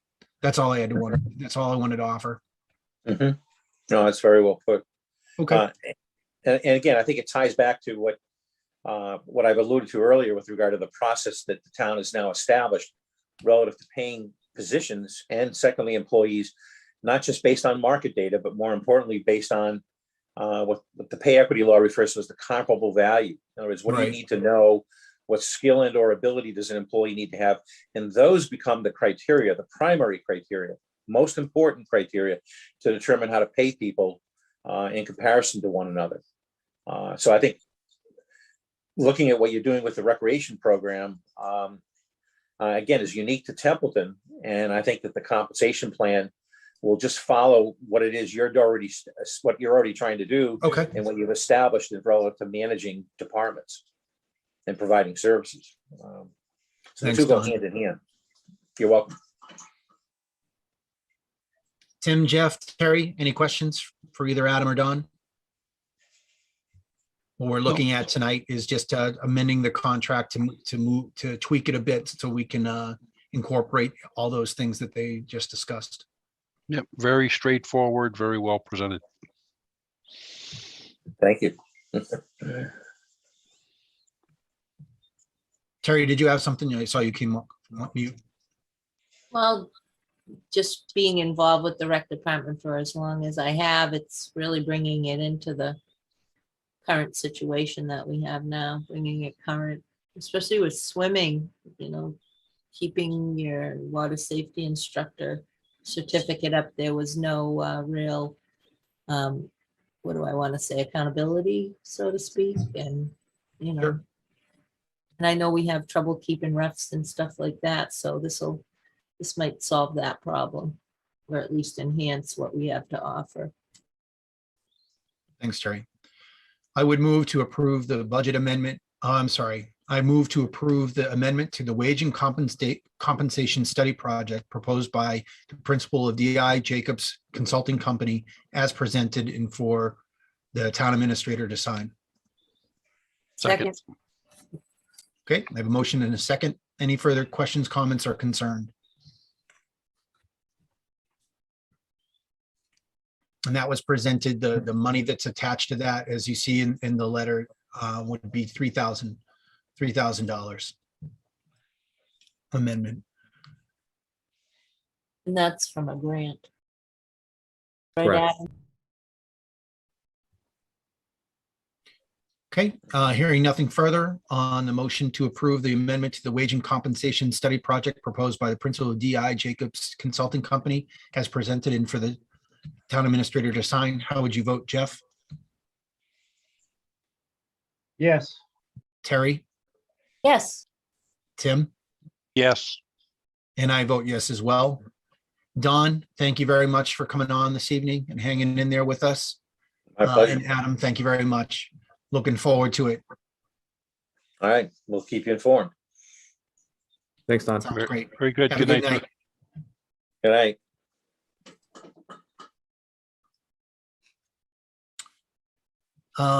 Let's see.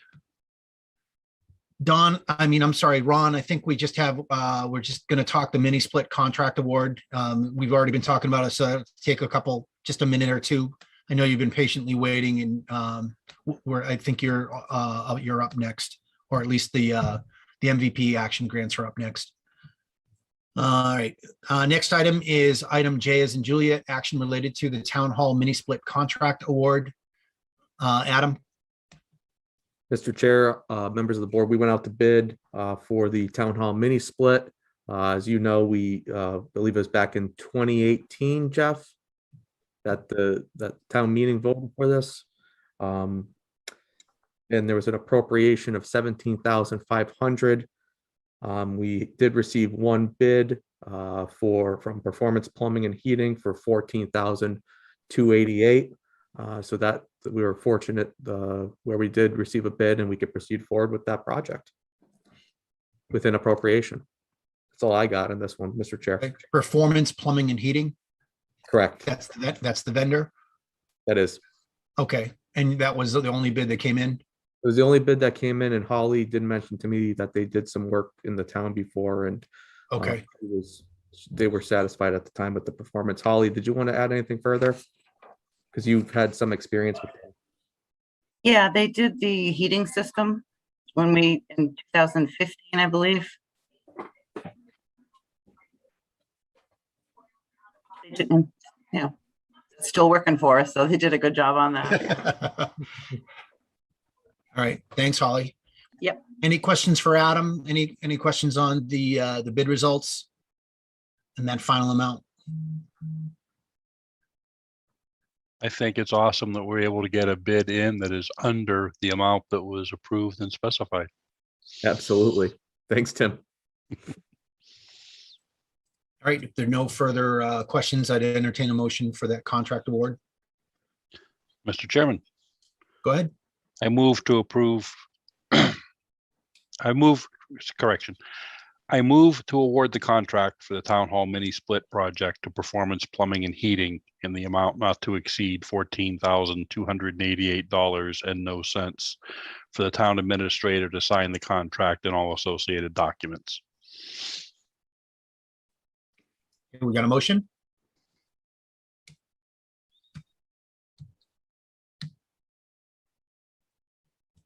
I think Terry, go ahead. Yeah, I Terry. said second. Yeah, did you hear? Okay. Yep. We have a motion and a second. Any further questions on the Town Hall Mini Split Contract Award? Hearing none on the motion to award the contract for the Town Hall Mini Split to Performance Plumbing and Heating in the amount not to exceed $14,288, and for the town administrator to sign the contract and all associated documents. How do you vote, Jeff? Yes. Terry? Yes. Tim? Yes. And I vote yes as well. Get to work, Adam. Okay, next item is an action item related to expression of interest, or EOI, for FY23 MVP municipal vulnerability, forget the P, prevention grants, action grants. Preparedness. Preparedness, sorry. And I wrote it like at least 3 times trying to prepare for the meeting this evening. There's too many All right, actions. so I know. I believe me, I live in the Air Force community. There are more than enough acronyms going around. Ron David, thank you for joining us this evening. Thank you. So Ron, if you want me to, I'll start it, and you could kind of give the project. So essentially, we were designated. We went through the MVP planning process. A couple of the select board were involved in putting together the matrix with department heads, which included folks from light, water, sewer, and Bob Sozik from DPW, and all the fire chief of various departments. And we put together this community matrix to prepare for our preparation, what we could apply for in relation to the action grant. So we met with Andrew Smith from the state, with the department heads. We went over some of the projects that the town was looking at doing, and it turns out that the water department had probably the most competitive, out of all of them, had the most competitive potential grant application. So with that, working with Ron, Bob Sozik, we determined that the best to go for would be the competitive grant that Mr. Davin submitted with the water department. Now with that, Ron, would you want to update the board on how the potential and the project, what's involved here, so they're aware, and the fact why they felt that it would be the most competitive grant when we went through that process, and we met, I believe, 2 times with the state. I believe they felt that the box culvert on Maple Street was was good because of the fact it's, the wells are there, it's drinking water for the town, supplies drinking water to 8,000, about, 5,000, 8,000 people. And we have it all ready, plans are ready, ready to go out to bid. So that was a big thing, having everything ready to go. The grant's 25% match, so if the culvert come, I believe it's gonna be 500,000. So we'll probably get 100,000 toward it. We do have to pay for the culvert first, and then they reimburse us the money at the end. And we'll have to set up an account with the town. We'll just call it the Maple Street Box Culvert. We'll put money in that account. We'll pay out of that account, and when the grant comes in, it will go back into that account. And that should do it. If anybody's got any questions. The only adjustment I would like to make, Mr. Chair, I think you're muted. Yep. So I said, thanks, Ron. I appreciate it. If anyone following along at home is wondering about it, it's page 120 in the packet. It kind of explains that process, what it's for, and that, the points of there. I think it's good. I wasn't aware of that it was, going to be targeted for Maple Street. I'm looking at the map right now. Again, one of the strengths, Ron, I don't know if you were on earlier when we had the congressional delegation. The thing that I like is the synergy that we have within the community.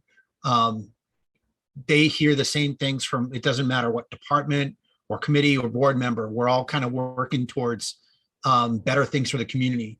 And we have done a great, getting these grant applications out, it maintains that momentum of keeping things operating. She was talking about water and sewer money coming down the pipeline. I definitely like to pick their brain and see, what were they thinking about? Who is on the committees that are putting together these monies, and what are they thinking? Are they targeting pipelines under the ground? Are they looking at water tanks? What are they, wells, integrated, like shared resources? I don't know. But if they say, if she's giving us that heads up that money's coming along the way, it's discussions like this that I think that we got to continue to have.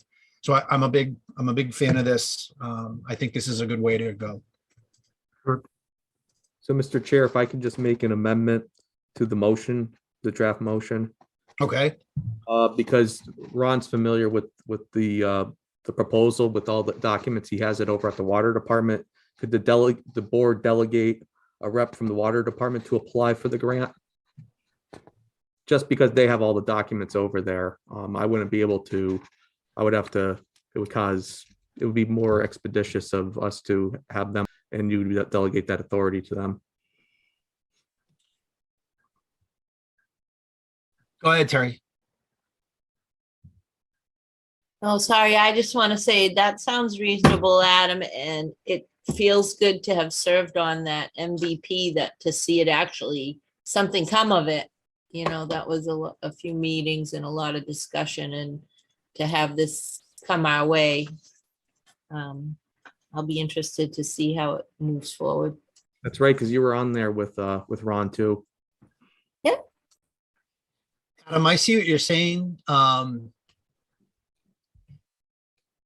hesitant for this board to have a motion that says, hey, water department, do this. I don't know how the rest of the board thinks. I'd rather use a term like I move for the town administrator to coordinate the application for FY23 MVP. Do you know what I mean? That way we're giving you the authority to coordinate. It doesn't matter if it's Ron or your signature, or it's got to come back to chief executive or otherwise. I'd rather not direct. Oh, I hear what you're saying. That's fine. You know what I mean? But they could still put it in, but it would be coordinated with me. I'd rather give you the authority to coordinate, and that way whoever's signature needs to be on it or otherwise, Ron may be taking lead on it, but I'd rather give you the authority to coordinate It's fine. and act on behalf of. Did any other board members have any feelings on what Adam Mr. suggested? Chairman, Yep, please go ahead, if I Jeff. may, regarding the grant, according to the DOR, DLS, any department can apply for a grant. If you receive the grant, that money is supposed to be put in a separate account overseen by the town treasurer and can be spent without further appropriation. If you want a little, I suppose, I get the feeling that you're talking about, you'd like to have some centralized oversight, control, or Not really. I just town- basically whatever we needed to do, move forward. I just didn't want our body to say, hey, Ron, go do this. but if you want to say it is a town project, so forth. Completely understood. Yep. But if that's the route that the rest of the board wants to go, is have town administrator keep an eye on it or sign for it. But I know that is the guidance out there on grants. Any employee, any department head can apply for a grant. If you receive the grant, it is supposed to go into a special fund, a separate fund overseen by the treasurer and can be spent without further vote appropriation for whatever the purpose the grant is. So. Okay. So I That's- Jeff's I correct. That's understand. just how we did it when we did the Ladder Hill tank, when we got a Yep. USDA loan. Same Yep, I thing. remember. Terry, you had your hand up? Oh, I put it down, but I understand where you're coming from, and I think that's a Yep. good collaboration, and Yeah. we're taking responsibility too for Yep. our end of it. And I did hear Mr. Devan say to put it in an account and Right. marked appropriately, so. Ron's sitting there in his office and he says, holy cow, that's the third version of my name I've heard tonight. Did I get it wrong? Devon. Say it for us so we know, out of respect. Gavin. Adam had it right. I Adam did. had it right. Yep. I talked to Ron a lot, so. Yep. So noted. All right. Well, let me throw the motion out there so we can at least that'll be hanging in the air. I would move for the town administrator to coordinate with the water department and apply for the FY23 MVP action grant and submit an expression of interest form for said grant. Second. All right. Thank you for the second. Holly, you got the extra words I put in there? Yes, I did. All right. Thank you. Any further discussion on this expression of interest? Okay, hearing none on the motion for the town administrator to coordinate with the water department and to apply for the FY23 MVP action grant and submit an expression of interest form for said grant. How do you vote, Jeff? Yes. Terry Yes. and Tim? Yes. And I vote yes as well. Thanks, Ron, for joining us this evening. Hopefully Thank you we'll all keep our for- fingers crossed and we'll get that. We'll get it. Appreciate it. Thank you. You're welcome. Have a good night. Good night. You too. Adam, I think you've got lead on this last action item. Lima, action item related to public records access guidelines. Yes, Mr. Chair, this is, since the board designated me as a records access officer, I was hoping to have these public records access guidelines adopted as the operating procedures for the town of Templeton. I know other municipalities do this. It just sets a clear expectation so people know when they put in a public record request that these were adopted.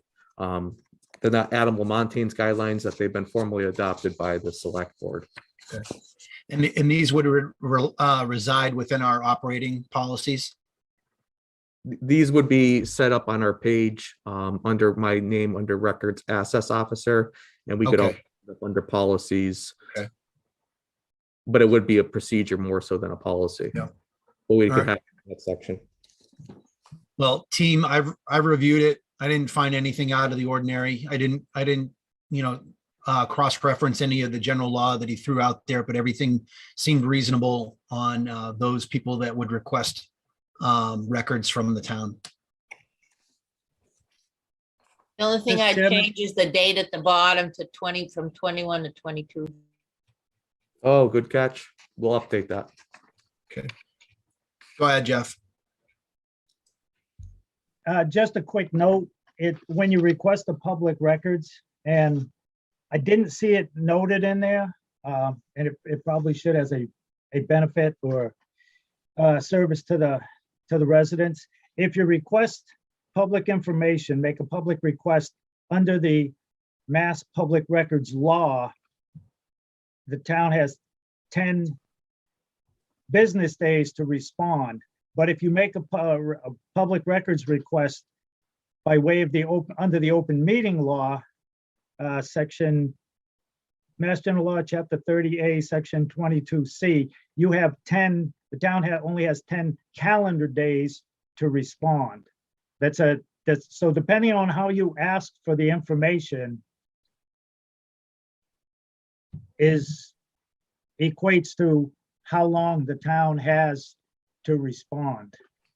So if you made a request. It makes sense. Do you think it's worth putting in that amendment in there, or? Well, just if someone says, hey, I want the minutes of the selectmen's meeting of Okay. January 12th under the public records law, then the town has 10 business days. But if I say, according to the open meeting law, I request minutes of the selectmen's meeting of January 12th, then the town has to respond in 10 calendar days. So the weekends and holidays would count. It's a thing, if you don't know it, that you ask for the minutes under the public records law, you're supposed to get them quicker than, one way or the other. Depends how you ask. And I just think the residents should know. Those who are going to use this, are going to know that. So Adam, I think it probably would be prudent to put that up front. I don't want to assume that they know it. I could just put a note in there, like Jeff said, it depends on how they ask. But we could just put a note in there on the difference between the public records law and the 10 business days versus the open meeting law. Yeah, just include both categories. And then also I'll amend the date at the bottom that Terry okay, as amended. If I could get a motion. Just one quick comment before the motion, Adam, that would go under item 10 on page 3 of the document under time for response. Oh, perfect. I could put please note over there. Yep, just make the adjustment because what we just discussed negates that 25 and 30-day listings that are there. Yeah, Tim, that's great. I could just put it right underneath there. The difference between those two. Thank you. Okay.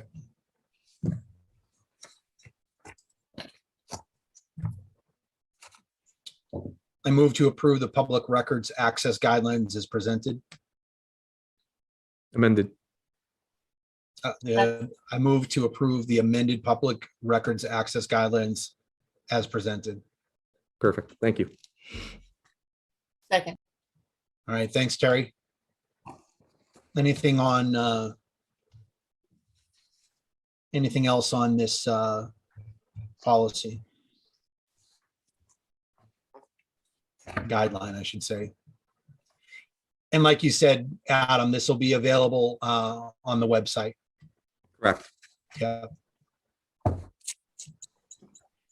I know that we beat up the website a lot, but I do want to give some kudos.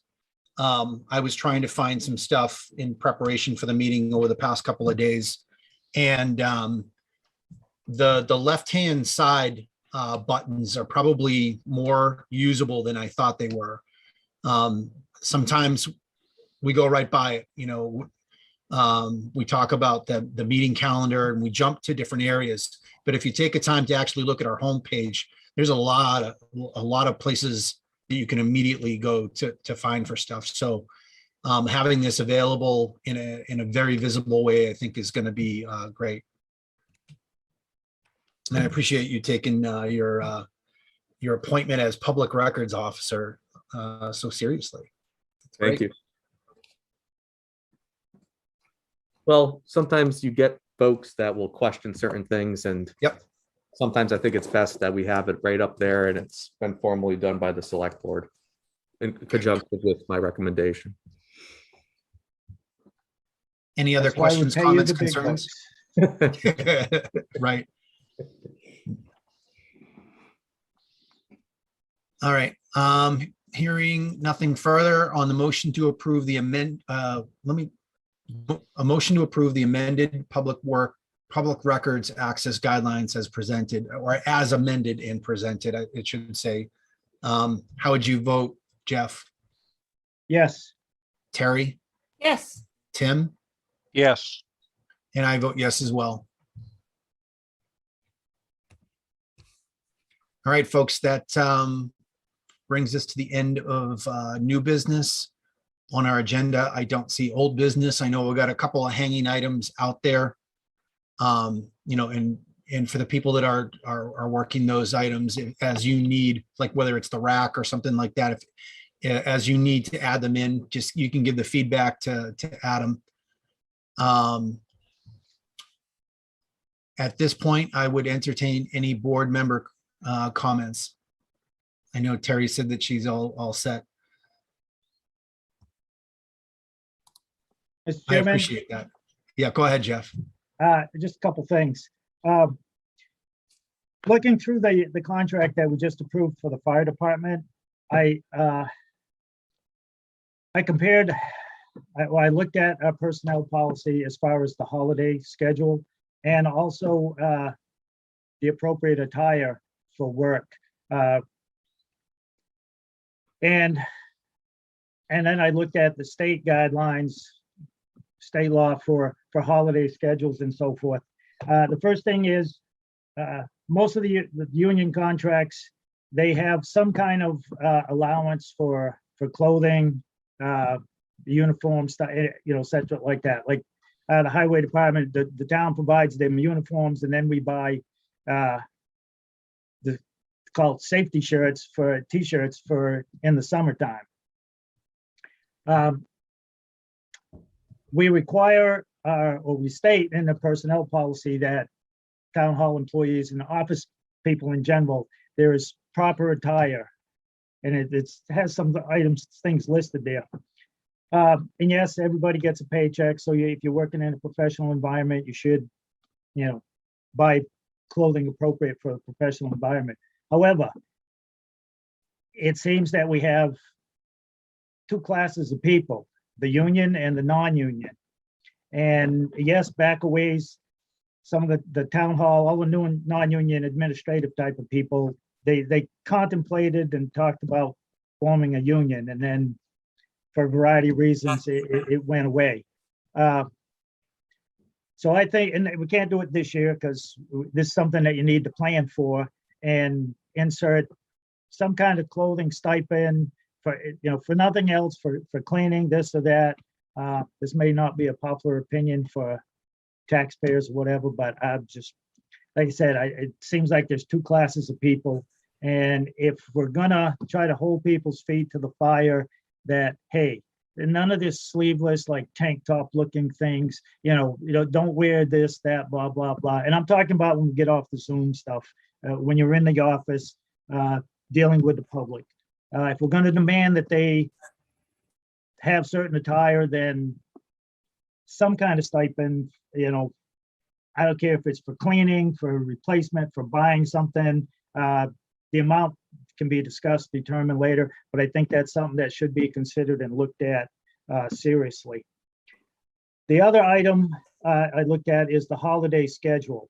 And when I saw the town hall open for 2 days for Christmas and New Year's, Christmas Day is on a Saturday and Christmas Eve is on a Friday, and town hall's not even open. Why are we closing on Thursday, other than to be nice? But we're in the people business to serve the people. So I went and looked at our personnel policy, and it has in it, per Massachusetts law, holidays falling on Sunday celebrated on Monday. No problem there. It says all holidays falling on a Saturday are celebrated on Monday. Well, if that's what we choose, that's fine. But we have mentioned Mass General Law. So I look at what the state does. And I found it under two sections. One is the Human Resources Division, the Executive Office Administration for the Commonwealth of Mass. And they have it listed as Sunday holidays are on a Monday. Saturday holidays, in the event a legal holiday falls on a Saturday, all offices under the jurisdiction of any Department of State government shall be open on the Friday immediately preceding Saturday, the Saturday holiday. Then if you look to the Secretary of State, and they have a notation that also Sunday holidays falling on a Sunday, done on a Saturday. I mean, a Monday, excuse me. Saturday holidays are observed on Saturday. And then if you look at just one labor contract, and I say this because most of them have to be renewed this year. Under the highway, it's highway and sewer. It's I think it's labor 39, whatever, it doesn't really matter. But it says in this contract in Massachusetts, holidays falling on Sundays are celebrated on Monday, and holidays falling on a Saturday are celebrated on Friday. There's three different things, you know. It's like, it's almost, it seems to me, I'm looking at this, and we've made this up as we went along. We've never looked at all of the pieces, put them side by side, so we get everything lined up. People in town hall, the union contracts, the labor contracts, and whatever the state law is as far as how holidays are going to be worked.